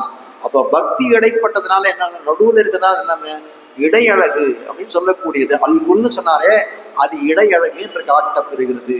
அந்த இடையழகு சொல்லணும் அப்படின்னா என்ன, இடையழகுன்னு இடையின்னு சொன்னா என்ன அது காட்டுறதுன்னா, மின்னணைய நுண்மருங்குன்னு சொன்னோம்னா அந்த இடையினுடைய அழகை தெரிவிக்கக்கூடியதா இருக்கு. அழகு எப்போ அது போற்றக்கூடியதா இருக்குன்னா, அன்பு பிறந்தால் காதல் பிறந்தால்தான் அந்த அழகை போற்றும்படியாக இருக்கும். அப்படிப்பட்ட அன்பை தெரிவித்தவர் யார் அப்படின்னா இந்த ஆழ்வார் தான் தெரிவிக்கிறார். எப்படி அவருடைய பாசுரம் ஆரம்பிக்கக்கூடிய காலத்திலே இந்த 3ஆம் திருநாள் இந்த 2ஆம் திருநாளிலே அன்பே தகழியா ஆர்வமே நெய்யாக இன்புருவு சிந்தை இடுதிரியால் தெரிவித்தார். கடைசியில பாசுரம் பாடுங்க, எந்தன் அளவன்னால் யானுடைய அன்புன்னு தெரிவிக்கிறார். அன்பிலே தொடங்கினார், அன்பிலே முடித்தார். அப்போ பக்தின்னு சொல்லக்கூடியதுன்னா ஞானம் கனிந்த நலம், அதுதான் அன்பாக பெறுகிறது. அப்படிப்பட்ட அன்பையே பாடக்கூடியவராக இருந்தார். புனமையிலேன்னு தெரிவிக்கிறார். ஒரு 2 நிமிஷத்துல முடிச்சிடுறேன். புனமையில் அப்படின்னா பொழில் இடத்திலே இருக்கக்கூடிய, பொழில்னா கடற்கரையிலே வாழக்கூடிய மயில்களுக்கு புனமையில் என்று சொல்லுகிறார்கள். இவருடைய அவதார ஸ்தலம் எது, திருக்கடல் மல்லைன்னு சொல்லக்கூடிய மகாபலிபுரம். கடல் சூழ்ந்த பிரதேசமா இருக்கிறது. கலியன் திருவங்கை ஆழ்வார் பாடக்கூடிய சமயத்திலே பல இடத்துல சொன்னார், கடிபொழில் சூழ் கடல் மல்லை, கடிபொழில் சூழ் கடல் மல்லைன்னு பல தடவை பாடியிருக்கார். மயிலானது மேகத்தை கண்டால் எப்படி இருக்கும், புனமையிலே போதராயிட்டு சொல்லும்படியாய் மயிலானது மேகத்தை கண்டால் அப்படியே நர்த்தனம் புரிய ஆரம்பிக்கும். மேகம் எங்க வரும் அப்படின்னு கேட்டா, நீர் பெருகிறதுக்கு கடல் கிட்ட தானே வரணும் அது. அதனால அப்படி வரக்கூடிய மேகத்தை காட்டு புனமையிலை போலே ஆடக்கூடியவர். அதனால சொல்றார், அப்படிப்பட்ட ஆழ்வார் நிற்கக்கூடிய இடம், புனமையில் ஆடக்கூடிய இடம் எதுன்னா கடற்கரை. அதான் திருக்கடல் மல்லை என்று தெரிவிக்கிறார். சுற்றத்து தோழிமார்னு தெரிவிக்கிறார். சுற்றத்து தோழிமார் எல்லாரும் வந்தார்களும் கேட்டார்களோ, இவருக்கு சுற்றத்தவராய் இருக்கக்கூடியவர்கள் யாருன்னா பொய்கை ஆழ்வாரும் பேயாழ்வாரும் தான் இவருக்கு சுற்றத்தவராக இருக்காரு. தோழிமார்கள் யாருன்னு கேட்டா மீதி ஆழ்வார்கள் அனைவரும் இவருக்கு தோழிமார்கள் போலே. முகில்வண்ணன் பேர் பாடார். கடைசியா ஒரே ஒரு சொல்கிறார், முதல்ல முகில்வண்ணன்ற சப்தத்தை தன்னுடைய பிரபந்தத்திலே, திவ்ய பிரபந்தத்திலே பாடின ஆழ்வார் இவர்தான். உற்று வணங்கி தொழுமின் உலகேழும் முத்தும் விழுங்கும் முகில்வண்ணன் தன்னுடைய 2ஆம் திருந்தாதியில பாடியிருக்கிறார். அப்படிப்பட்டவர் புனமையில் என்று சொல்லக்கூடிய புனமையில் என்ன பண்ணுவோம்னா, மயிலானது யாரை பாடும்னா முகில்வண்ணனைத்தான் பாடும் என்று சொல்லும்படியாய் அப்படிப்பட்ட முகில்வண்ணனை பாடி புதத்தாழ்வாருடைய வைபவத்தை தலை கட்டுகிறார்கள். இன்னென்ன பிரகாரங்களாலே பூதத்தாழ்வார் எழுப்பப்பட்டார் இந்த பாசுரத்தால் என்ற காஞ்சி சுவாமியருடைய நிர்வாகம். இன்றைய பாசுரத்தினுடைய அனுசந்தானத்தோடு இன்றைய அனுபவத்தை நிறுத்துவோம். கனைத்திலந்த பெருமை கண்ணுக்கிறங்கி நினைத்த முளை வழியே நின்னபால் சோர நனைத்தில்லம் சேராக்கும் நற்செல்வம் தங்காய் பனித்தலை வீழனின் வாசல் கடைபத்தி சினத்தினால் தென்னிலங்கை கோமானை சத்த மனத்துக்கினியானை பாடவும் நீ வாய் திறவாய் இனித்தான் எழுந்திராய் இதன்ன வேறுறக்கம் அனைத்தில்லத்தாரும் அறிந்தேலோ எம்பாவாய். ஸ்ரீமத்யை விஷ்ணுஜித்தாரிய மனோநந்தன ஹேதவே நந்தநந்தன சுந்தரியை கோதாயை நித்யமங்களம். ஸ்ரீமதே ரம்யஜா மாத்ருமுனீந்திராய மகாத்மனே ஸ்ரீரங்கவாசினே பூயாத் நித்யஸ்ரீர் நித்யமங்களம். மங்களம் குருவர்யாய மங்களம் குணசிந்தவே மதிபீதிகரார்யாய நித்யஸ்ரீர் நித்யமங்களம். ஸ்ரீமத் சுந்தரஜா மாத்ருமுனிமானசவாசினே அண்ணங்கரார்ய வர்யாய நித்யஸ்ரீர் நித்யமங்களம். தழை நல்ல இன்பம் தலைப்பெய்தெங்கும் தழைக்கவே லோகா சமஸ்தாக சுகினோ பவந்து சமஸ்த சங்களாணி சந்து. ஆண்டாள் திருவடிகளே சரணம். ஆழ்வார் எம்பெருமானார் ஜெயர் திருவடிகளே சரணம்.